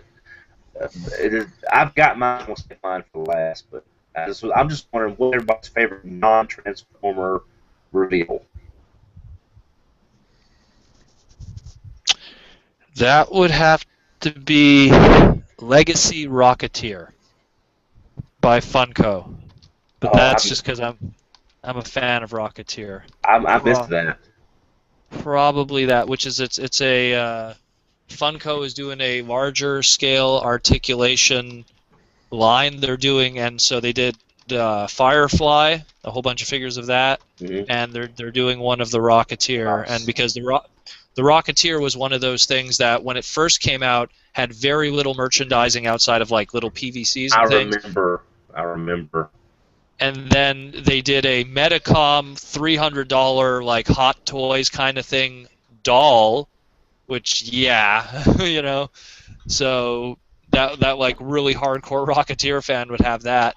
And then they really didn't have much else aside from that, except again statues and non-articulate stuff. So and then Funko recently they did their reaction line, right, where they did that like it's that retro style of 80s action figure. The Kenner style of figures. They did a Rocketeer of that, and now they're doing Rocketeer, but from their this is a new subline they created called Legacy, which is like we're gonna do. I guess it's kind of like their answer to Black Series. It almost looks like. It looks like Black Series for Funko. Yeah. But I mean, it's on there somewhere. That series is a bit hit and miss. Like their Magic figures were, I don't know, they sort of looked a little bit like someone took a lighter to their faces. But well, again, Rocketeer will have his mask on, so I'll be fine. Yeah. But all right. Anyone else want to answer Don's question? Or yeah, I think there was a lot of Lego news. I'm a big Lego fan, so they're going to relaunch some space stuff in the City line later on. Oh, really? I didn't hear that. Yeah. What are they going to do? The space shuttle? Are they going to go back to the '80s ones? No, they're doing the space shuttle. Well, it's kind of '80s, but I don't think we got the space shuttle in the '80s. I think it was in the '90s. But they're doing a new space shuttle, and it looks good. Both bigger sets and smaller sets, starter sets, and so on. So I think that was nice. And they're doing Scooby-Doo Legos later on this year. I grew up with Scooby-Doo, and I loved the show. So. And we're getting Doctor Who Legos later on this year. Yeah. I am kind of excited about that. I might actually pick one of those up. Sweet. I sort of just recently got into Doctor Who. So. Marathon it. Oh, I did.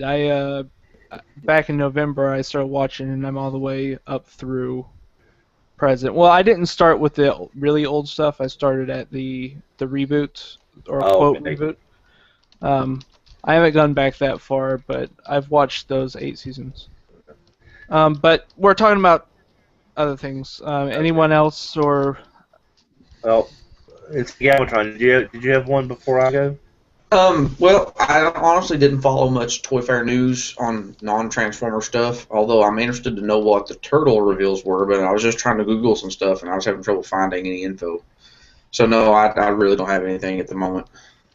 Brett, have Turtle-wise, there's no classics. Playmates, unfortunately, and not a lot of people have news on this, so I might as well just say this here. The classics line didn't do well in retail at all. It was clogging Never shelves, found and them. a lot of retailers didn't want anything to do with them as a result. So right now, classics is on hiatus. So that shredder that was revealed, I think it was SDCC who had it. That's all on hiatus right now. So that kind of sucks.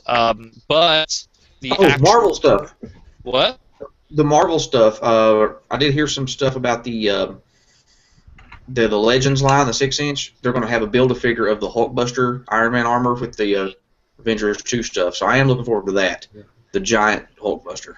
Yeah. My big reveal was actually a small reveal, but I am finally getting a Marvel Universe, the small version, Thunderstrike. I'm finally getting a Marvel Thunderstrike. Not bearded Thor. I'm getting an actual Thunderstrike with the mace. I am ecstatic. Between that and Spider-Girl coming out, I'm happy collecting Marvel again.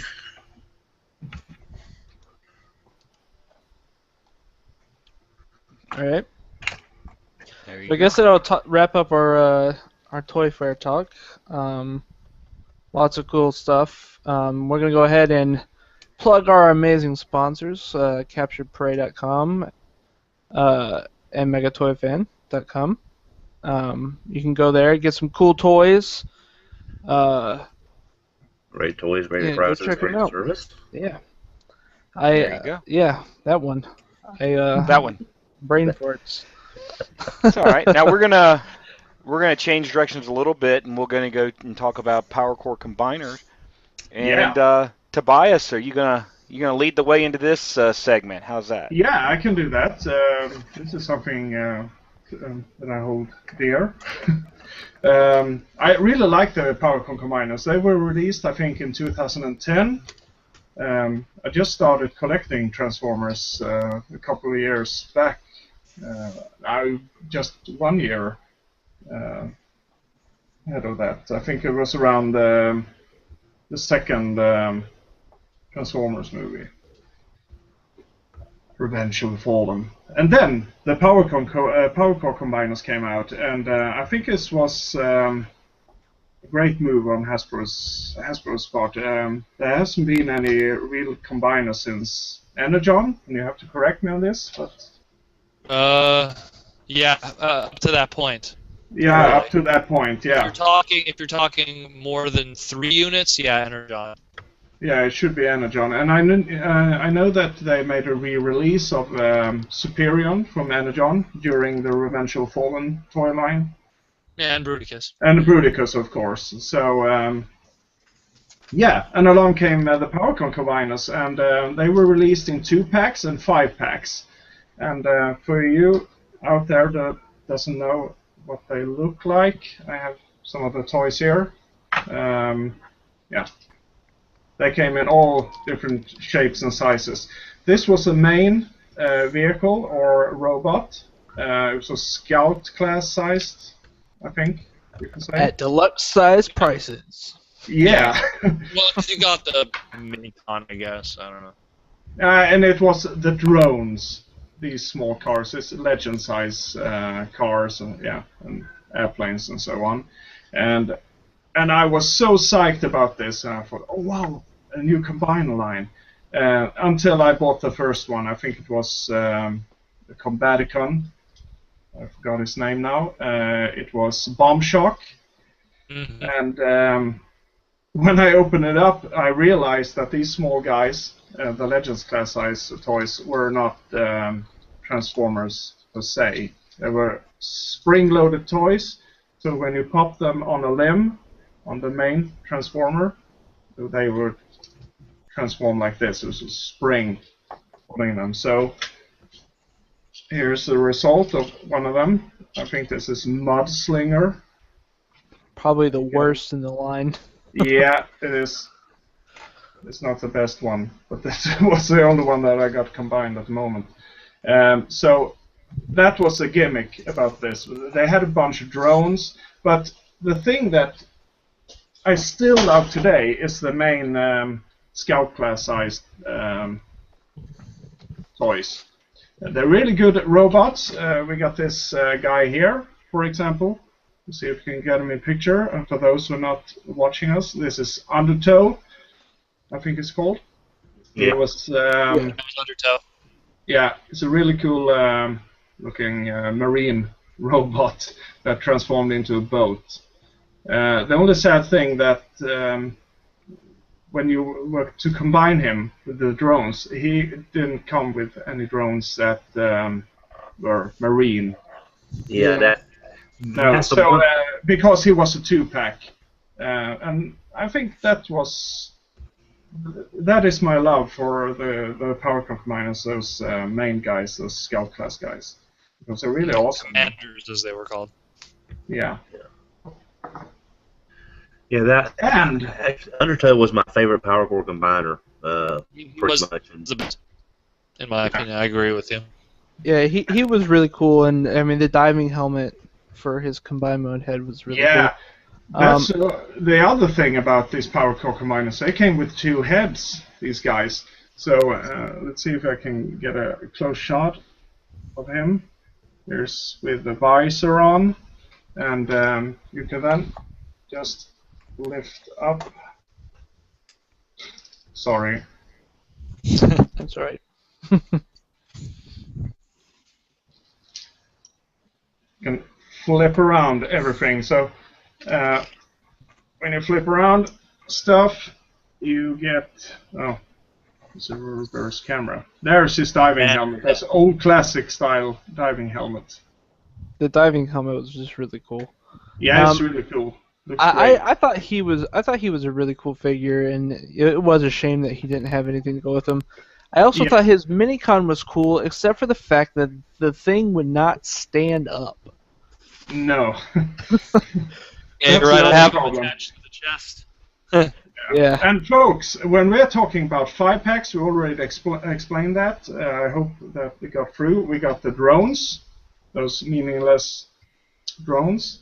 But the 2-packs, you got, for example, this guy, and, just like Michael said, a little minicon, often translucent. And those little minicons formed weapons, and they also formed armor for their chests more often than not, so that the Powercore combiner could live while the minicon died. Exactly. That's And, I didn't have them at all. And here's another example. I'm holding up a toy here. I think it's called, no, it's not Heavy Tread. It's, Oh no, it's right behind me. Sledge. Yeah, the sledge. Sledge. And his minicon can form a diamond drill. It looks like a diamond drill. Yeah, he was pretty cool. I actually like his combined mode was really cool. Yeah. It worked well with the Competitons. Now, you have to get to this guy. I went and grabbed something else. That guy. So this is he came out in the really late. I mean, some people didn't even find him. I got lucky and found him Walmart randomly about 6 months after the line had been ended. Suddenly stuck out a bunch of 2-packs. It had a 5-pack with the 2-pack on the side for the price of what the 2-pack used to cost. So actually, that's how I got him and the Constructicons. But it was really a shame because towards the end of the line, they really started getting good. The Dinobots here, they sort of started solving that gangly arm problem. I mean, this is the gangliest member of the crew, and it's really not that bad. You can see the rest of them actually look really nice. And it was the same with the Constructicons. But it just took them a little too long to get the engineering and gear. And it was also plagued with way too many repaints that didn't move. Yeah, That they it's did line a lot of repaints. Yeah, it's like every other wave was a repaint wave, and I don't know about you, Tobias, but to me, the lack of any fiction, any kind of universe to set them in, or any kind of place in history, really, to me, that was lacking. Incorrect. Transformers United EX, which was the Japanese take on these. They took all the molds written by Andrew Hall, also known as Hydra, good buddy of mine, conceived at BotCon 2012 in a hotel room. Andrew was given the reins of this by eHobby at the time to write the fiction of the localization of these molds into Japan, and he wanted to do it based off of his most mysterious and favorite of all the non-told stories, Operation Combination. All of these molds were repurposed into actual G1 characters, whether it be the more bulky versions of MicroMaster characters, or in the case of the Dinobot one that was just shown, Kyoryu, which was one of the members of Dino King, the Triceratops, he was now the leader of his own team, that was a Dino King homage, that one done there.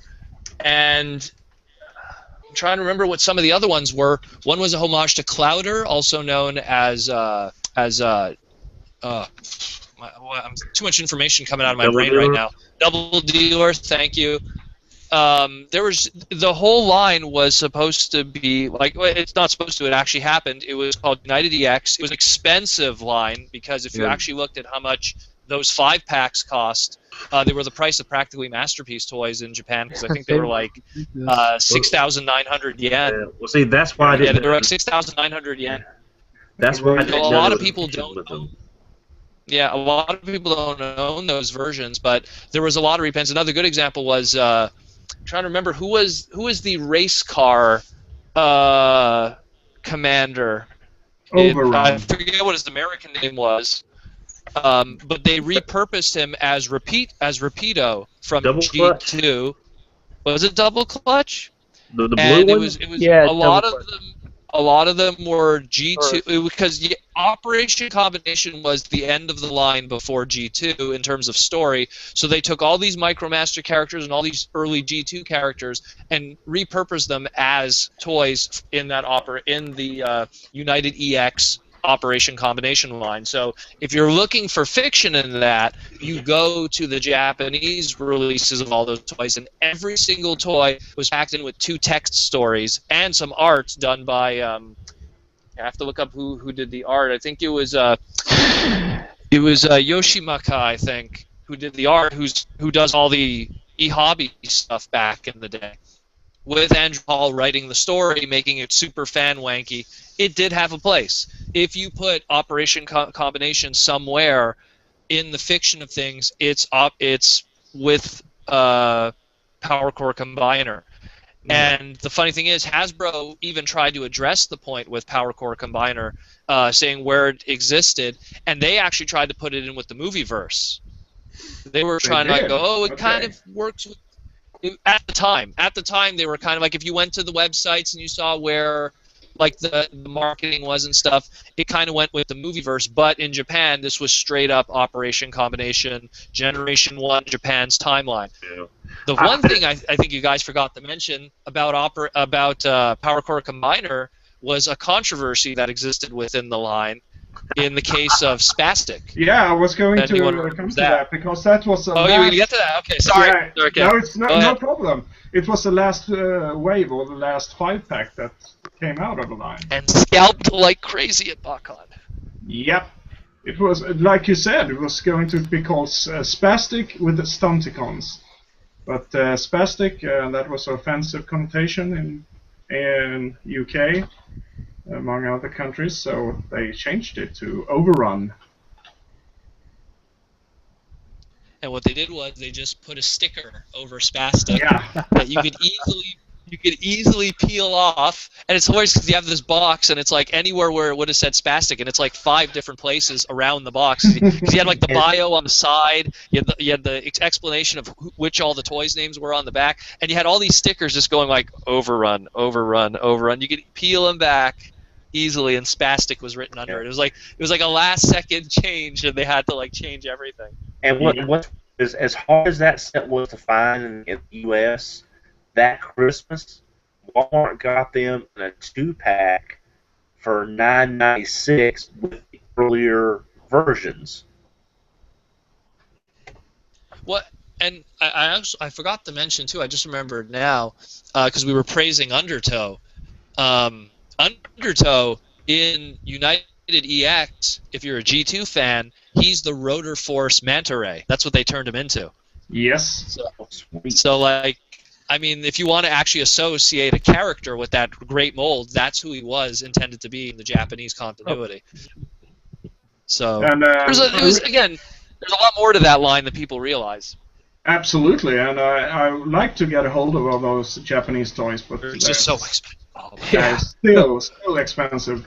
Oh, Yeah, great. I mean, I probably would have bought all the Japanese stuff, but it was the costs that, and at the time, the dollar was not performing well against the yen, and I wish I could find one of the sets I'm looking for is still the Marine Master, the recolor of Undertow, there you and go. Tank Master.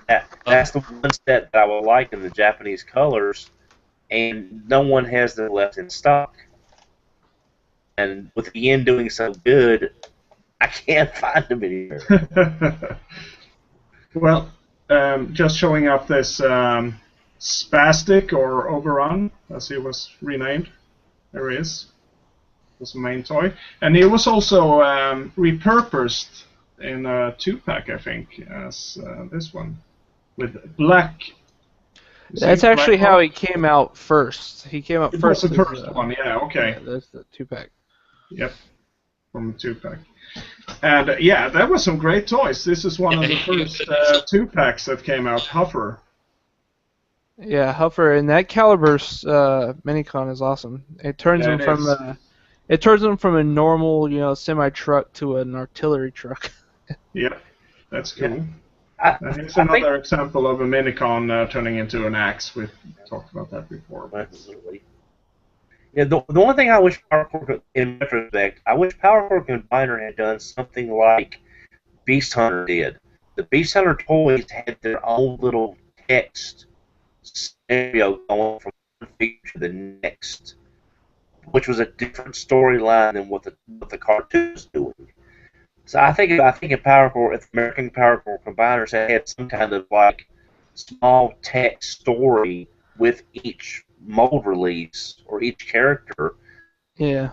I really wish that, the one thing I wish that hadn't died from the Unicron trilogy, this sort of, harkening back to last week's episode, was this the pack-in mini comics. I think that would have been great for the Powercore line. Yeah, that would be really good. And it's unfortunate that we didn't get anything like that. Absolutely, yeah. So it's a great line, and I will post some pictures of my Powercore Combiners because I took a lot of pictures of those guys over the years. So I will post them on TFYLP on the Facebook page. So. Yeah, I had a lot of fun with the line. Unfortunately, over time, the spring gimmicks in my drones, and some of my drones have weakened, and especially in the leg drones, and they don't stand so well anymore. I agree. But that was a weak point to begin with, the spring-loaded toys. They should have made them combinable, of course, but they should be normal Transformers in Legends class size. I wish they just simply transformed into arms and legs without the springs. I mean, I think that would have been... That was them just trying to have fun with the engineering. Yeah. And I would like to get the opinion of the designer over these Powercore Combiners. What's his name? Sorry, I forgot about it. What, Mr. Archer? Mr. Archer? No, it was someone else. I think because Aaron had said it was someone else who designed these, but and when we were first given these, they were sort of billed as this is sort of the test market for combiners, and at the time when we started seeing them fail,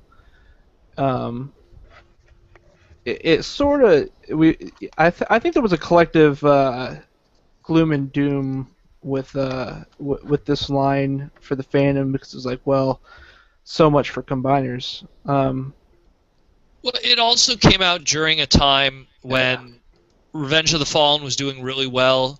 Transformers were just selling like crazy, and it was probably just the engineers going like, let's try to do something fun and give people combiners, since we'll never do combiners because it's just not feasible.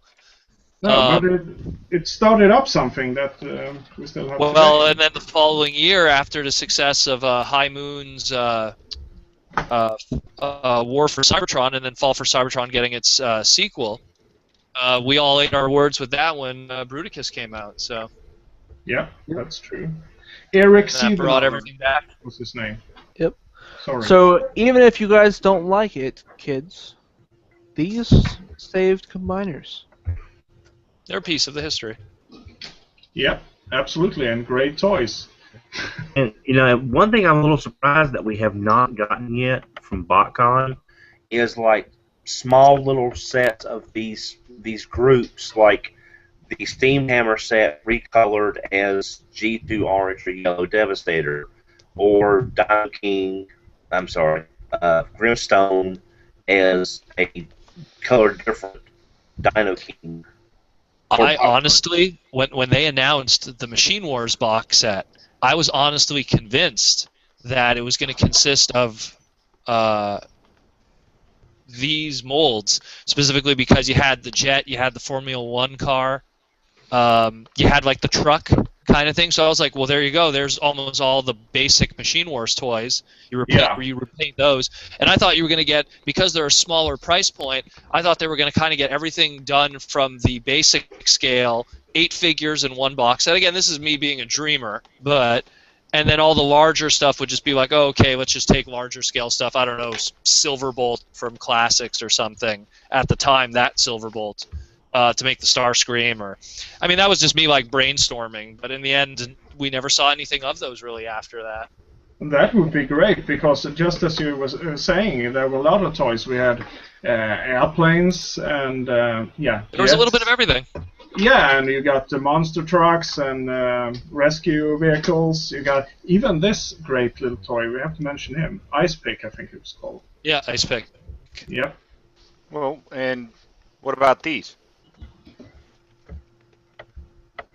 These little guys. That came out. Yeah. To take Third party. Yeah. and make this guy. Which is, in my opinion, 100 times better than what we And got. this is something that came out within the last 2 years. Is that correct? Chaos Paladin. Yes. Yeah. I got this at BotCon last year, so I'm really proud of this one, and glad I got it. I remember when you got him, because I think you asked me about him, and I said get him if it's a good price, because he's a beautiful piece. He's really beautiful, and he's got all these connectors, just like Megaman said. These orange pieces. They were blue. They were like what do you call them? All spark blue. All spark blue. Yeah. On the original toys. A lot of that color left over. Yeah, and they're orange here. But this is something that you gotta get if you're a fan of the Powercore combines. Yeah. You know what I would like to see this repainted as? Now that I'm sitting here thinking about it, we were talking about BotCon sets. I would like to see this repainted as the Beast Wars Neo dinosaurs. I'm not sure what their team name was, but. Oh, you're talking about the orgy mode / yeah. I know it's if we called can that. get, if we could get a Killer Punch, if we could get a what's his name? Not Crazy Bolt. But he's the ugly one. You got the The only one I don't know who this would be because there was no plant eaters on the Predacons, but getting these guys as they were plant eaters. Never mind. Yeah. Some of them were. Yeah, my dinosaur knowledge has failed me. I'm not a kid anymore. I don't remember. Well, that would be a stuff. great idea. Not a paleontologist. Yeah. This is what that Grimstone looked like in its beast form. Yeah. Really great. Sorry. But I would love to see those. I think the Powercore combiners got a lot more hate than they deserved. They weren't what everyone wanted at the time. Everyone heard combiners and they thought, back to G1, and it just didn't fill that gap. I think the biggest thing that hurt him is that the limbs didn't transform. Yeah. I think that really just threw a lot of people off. Even though it was a gimmick and it worked, that's not what everyone was expecting when they saw combiners. And that second wave, I don't know what it was about it. That second wave of repaints really could be blamed for killing that line because every store I went to, those were in the stores until Powercore combiners were in their death throes. They were on the shelf. They just way overstocked that second wave of repaints. And it was just unfortunate, but it is what it is. Yeah, it was unfortunate, but I'm glad about it because we got a lot of these Powercore combiners here in Sweden, and they didn't sell. They didn't sell at all. So I got them all on the sale, really cheap. When you get cheap Transformers, it's always a good thing. Yeah, except for that last one, Overrun. Spastic. Yeah, I got them at BotCon. So. I probably paid too much for him, but yeah. Well, I think it's a definite. It may be not much more than a footnote, but I think it's a pretty important one. Like what you were saying, it definitely paved the way for more combiners. Yeah, I think so. I think that's safe to say. Yeah, I mean it was Hasbro's lab for the new combiners. It was a testing ground, something like that. I just wish United hadn't been so expensive that you could import them. And because I will say, with the better, higher color schemes, it made a lot of those sets look a lot better. Yeah. Yeah. All right. So, yeah. We got anything else to say about Powercore combiners? No, I think so. All right. Well, I promised something a little extra, and I think we're going to have. How about a story? About a man named Ed. Brought to you by Proto Man. Let's hear a story. So, recently I was on Storage Wars, and the beautiful thing with Storage Wars is. When you first do the filming and everything, they make you sign a contract that says you cannot talk about the episode until it airs, or anything of it. So it aired yesterday, and a lot of people were going like, "Oh man, like Proto Man, how could you say so much for these toys?" Like, first of all, has everyone watched it yet? It's literally a 3-minute watch because it was cut down a lot, but I haven't had a chance to see it. I got to see it. I didn't even know you were doing it. Yeah, essentially, how it went down was, here's the reality of the story. I was contacted about March of 2014 by the producers of Storage Wars, and they wanted to do a segment on some found Transformer toys in a locker room. Now, keep in mind, here's the reality, is that everything that's found in Storage Wars in these lockers is planted. Everything is planted. Sorry to make anyone feel like, oh, that ruins the show now, but that's the truth. Everything is planted in this show. I've heard that before. The guy on the show named Dave Hester was off the show for a while because he had an issue with the fact that they were planting stuff and deceiving the audience. Oh, yeah. And so essentially they were like, we're going to plant some Transformers in a locker, and they're going to find it, and that's going to be the theme of it. Coincidentally, though, they were going to film the episode the same month as the new movie. You know, oh, everything's going to work out, you know, like they're going to definitely get that cross promotion with Hasbro and everything. So, and I'll tell you one thing though, when I asked them, like, well, could you email me what they're planting? So already they pretty much straight up when they contacted me said, look, this is fake. Here's what we're going to be showing you. And they showed me right away. I'll tell you, they got some ratty-ass Transformers. They got some ratty 84, 85, and some 86 toys. And they were like, could you tell us what you think any of this is worth? And again, it's hard to, you know, when you have a guy who doesn't know, like, you know, pieces and stuff like that, because they literally had like one bag of pieces, and I'm like, well, is that Prime complete? You know, is that Megatron complete? Does, you know, all the little pieces that would make everything. Is there all both versions of the missiles for the seeker jets? Are those there? You wouldn't even know what I would be talking about. So I was like, you know what?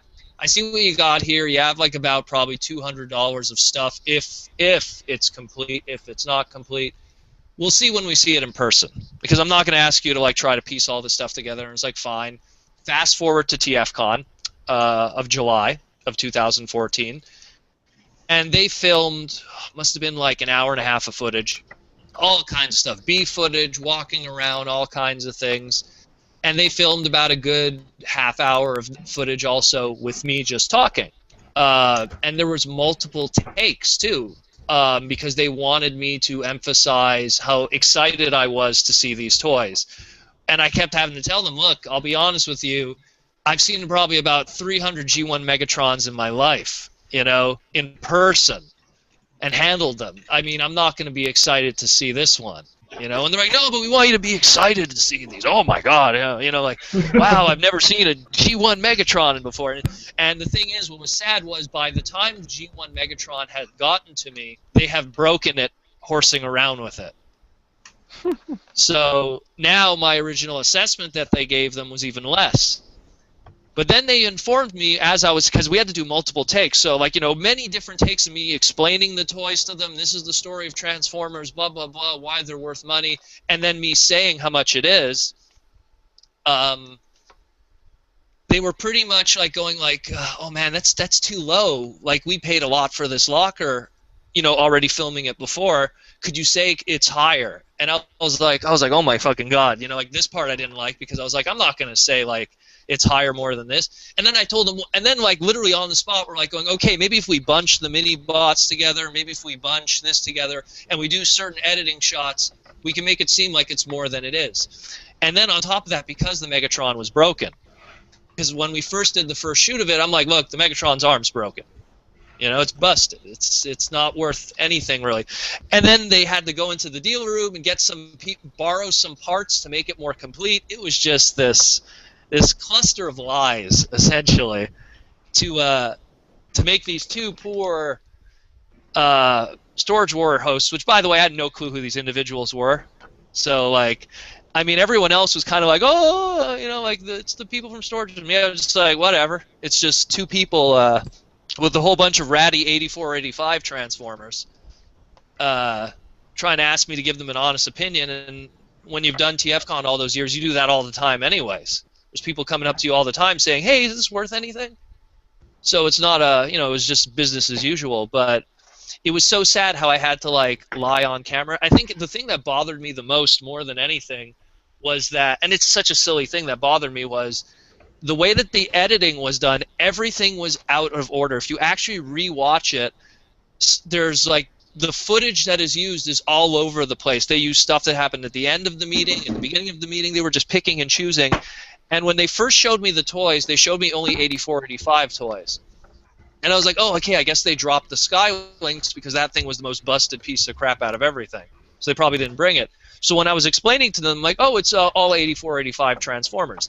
And then the footage that they used was showing the busted Skylinks on the table, and I'm like, God damn it! You know, now I'm gonna look like an idiot. You know, at least to the fans that know. You know, they're gonna like, oh my God, they're gonna, you know, there's Swerve, there's Tailpipe, and there's Skylinks over there, and I'm like, oh, those are all 86ers. You know, so stupid little thing that bothers me, but it's just like, it's because of the editing, because they don't know. So the whole thing is fake. The whole thing was fake, and the assessment that I gave them was totally just them going like, look, we have to say it's more, because someone in the show at the end of the day always has to get a big payoff. Someone has to go home getting nothing. Someone has to be in the red. You know, like they always do that. I don't know if any. I assume everyone's watched this show, have they? I have. I've heard about it. I haven't watched it. That's an the US international version. The one you were on was an international version. Yes, it was. But essentially, it's the same show, different characters. Same shit. Yeah. Yep. Yeah.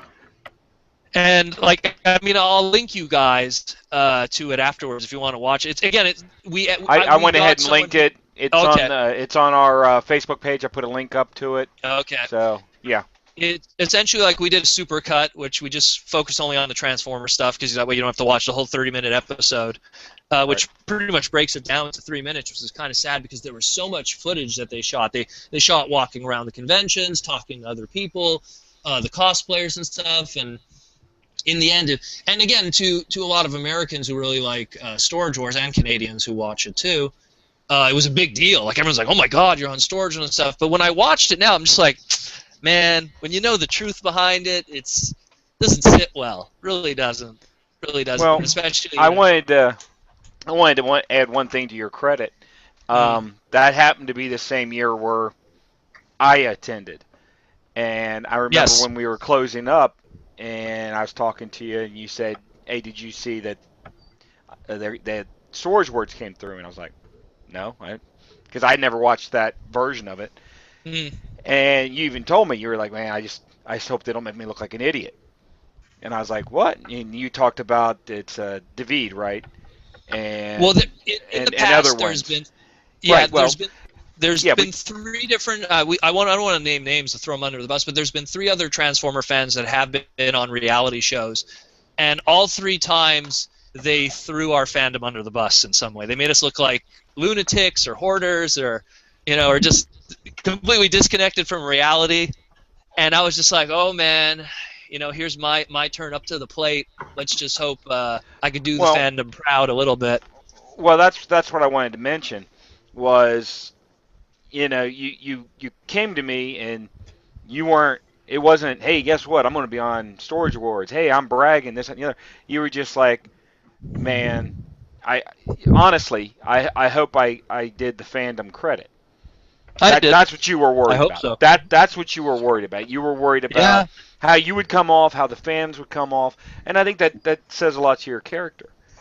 So I thought that was great. It's because every time I've seen, the good thing is that whenever I've been on camera for stuff, and it hasn't been the first time I've been on television, I use my ability to talk very well about Transformers and the way that I sell it to make it look like it's not a crazy hobby. And I've done that prior to the Bay movies when it wasn't a big pop culture thing. So I was just hoping that, because the sad thing is when I used to do interviews, I'm able to do that raw. They can't cut me, they can't do super cuts, they can't make me look like a nutcase, because there I am spitting it.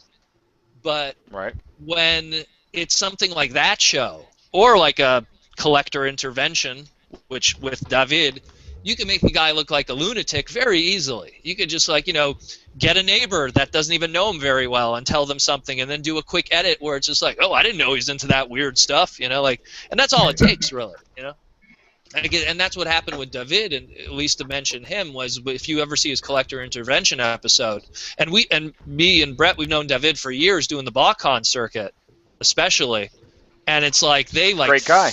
They frickin' destroyed him in that. Yeah. They everyone who saw it was like, oh my God, if you didn't know this guy, you'd be like, wow, this guy's life is messed up, man.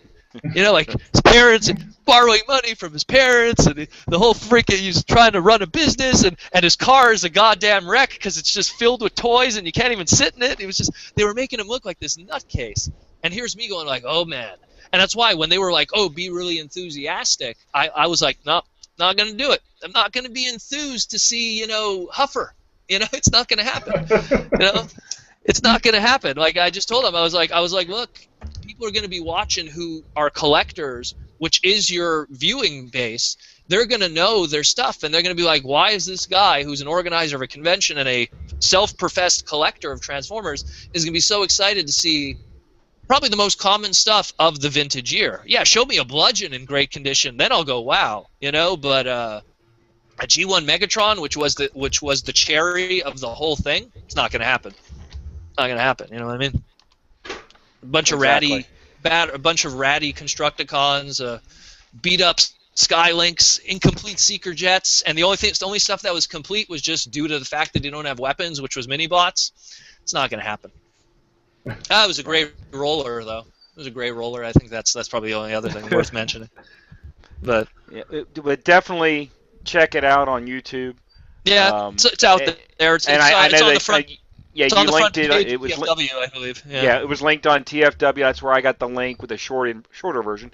I mean, if you really want to watch the whole episode, go ahead, knock yourself out. Yeah, it's out there too. But honestly, it's funny. I've watched that show off and on, and the only thing that really changes is what they find, of course. But the format of the show,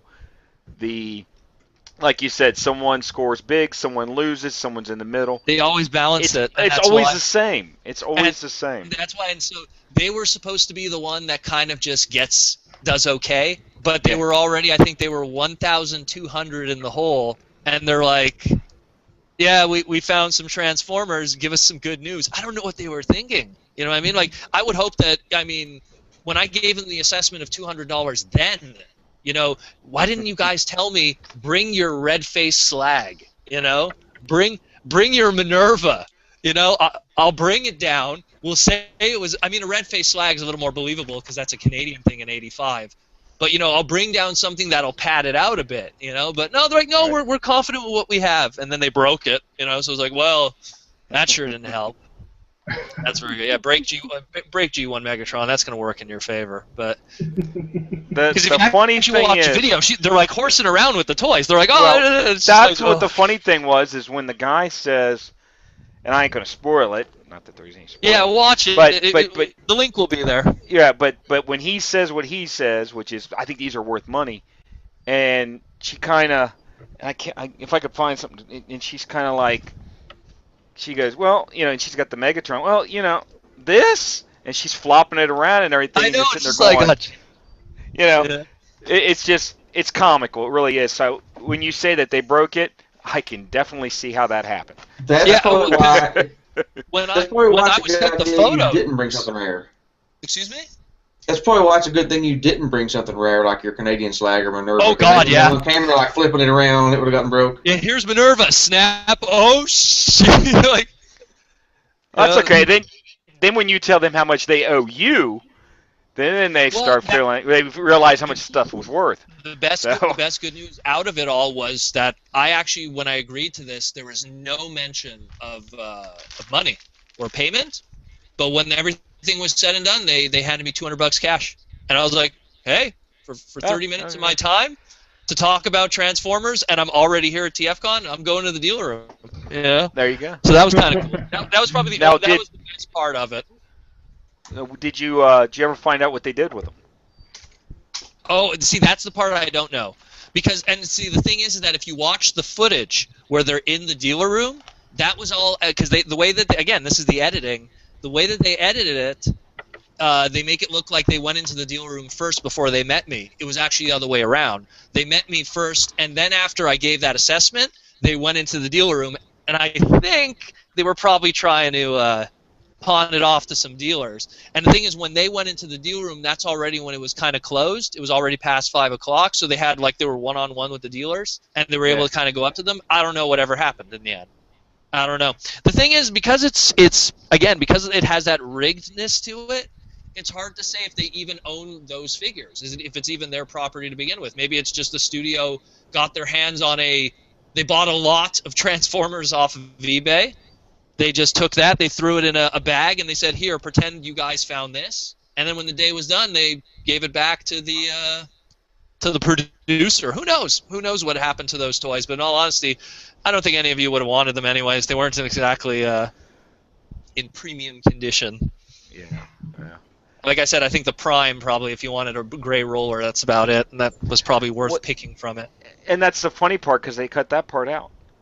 Well, like I said, there was because I was really like, okay, you have these. This is so and so from this and they come this year, and those are complete. You have this, and I like there was 30 minutes of footage that was pretty much put out, and they just kind of like streamlined it. And the thing is, if you watch the footage, like Megatron is complete on the table, then he's not complete on the table, then he's complete on the table again. They were just taking B footage and taking sound clips from different parts when I was talking and putting that over the B footage, so it all seems like it's one thing. And the funny thing is, if you watch the footage, at the beginning of it, they approach a Rodimus cosplayer to ask him where the dealer room is. They actually dubbed the Rodimus cosplayer's voice. It wasn't his actual voice. They got someone else to dub it because they didn't have a mic on him, because everyone's mic'd. That's the thing too. If for a reality TV show, everyone's actually wearing a boom mic and a big battery pack on your back. This guy wasn't, so they asked him a question. He talked, obviously. It didn't go through on the camera, and then they got someone to dub over his voice afterwards. So it sounds really awkward too. It's so silly. Like, people were like congratulating me when they finally saw it, and I was like, not one of my proudest moments, Right, you were on TV. It was, you know what? I'd been on TV in the past for TFCon, and like I was on G4 and Space, and those I'm actually more proud of, because those were more interview style, and I was able to sell Transformers as how I see it in my mind and why I love it. And this was just more like, we're just gonna pick and choose stuff, Whatever. Yeah. Anyways, just wanted to kind of get that across. Too. You and I have had that discussion about media. Yeah. So, yeah. I have yet to go through the media and actually have the truth and actuality of what occurred come out. So. You know what the best thing about the American version of Storage Wars is that it's on a channel called True TV, which plays nothing but scripted, not actual reality shows. See, if it was the American version, I would have liked to meet Barry. I think that's and for anyone who watches Storage Wars, Barry was like the only interesting person I would have liked to meet. Everyone else is just like, whatever, But he's not on Storage Wars anymore. He's not. There you go. The only reason I would have liked it anyway. So. He has his own show now, he's got his own show now. Oh, well, there you go. That's how good he is. Yeah, but I don't know how long it lasted. I haven't heard from it, so it probably got canceled too. So maybe. But yeah, that's the reality of a reality show, and why I said $600. I think I said $600, $650. I don't know what they fed me at that point. They were like, "This is how much they paid. We need them to get this much out of it." Yeah. Well, I think I think we blew past that 2-hour mark a while ago. Yep. So I think we might start. I think we need to wrap it up. I think we do. Does anyone else have anything to add? Any quick questions for Proto Man and his? I guess it was 5 minutes of fame, or did they narrow it down that, or whatever? His 3 minutes. His minutes of fame. It's 3 minutes of fame. Plenty of it. I will watch the clip, and I can ask you some questions on a later show. Okay. On the offline. There you go. Alrighty, well, I think that wraps up another one. Anyone got anything else to say? Anything to add to any of the topics? No, we should get Eric Sievenaler on the show and talk some more Power Combiners in the future. Let's see if we can't make that happen. Yeah. Sounds like a plan. Alrighty, well, I think, like I said, this wraps up another one. We'll start from one side to the other. Daniel? Check out tfcon.ca. That's coming soon. We have Peter Cullen. Yay.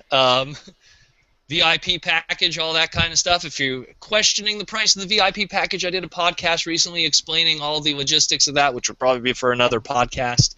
But, yeah, tfcon.ca. Check out our convention. It's going to be pretty rad.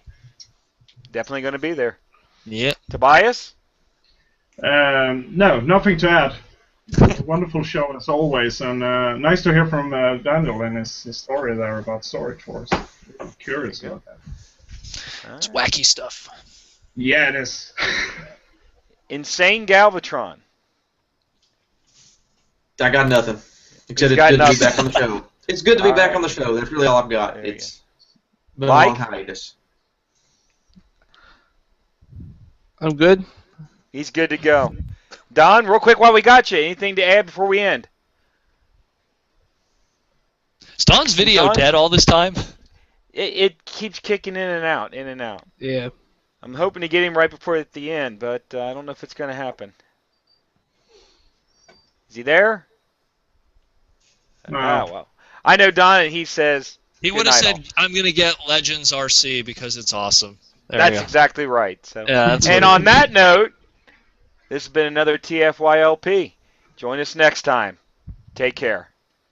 Bye, everybody.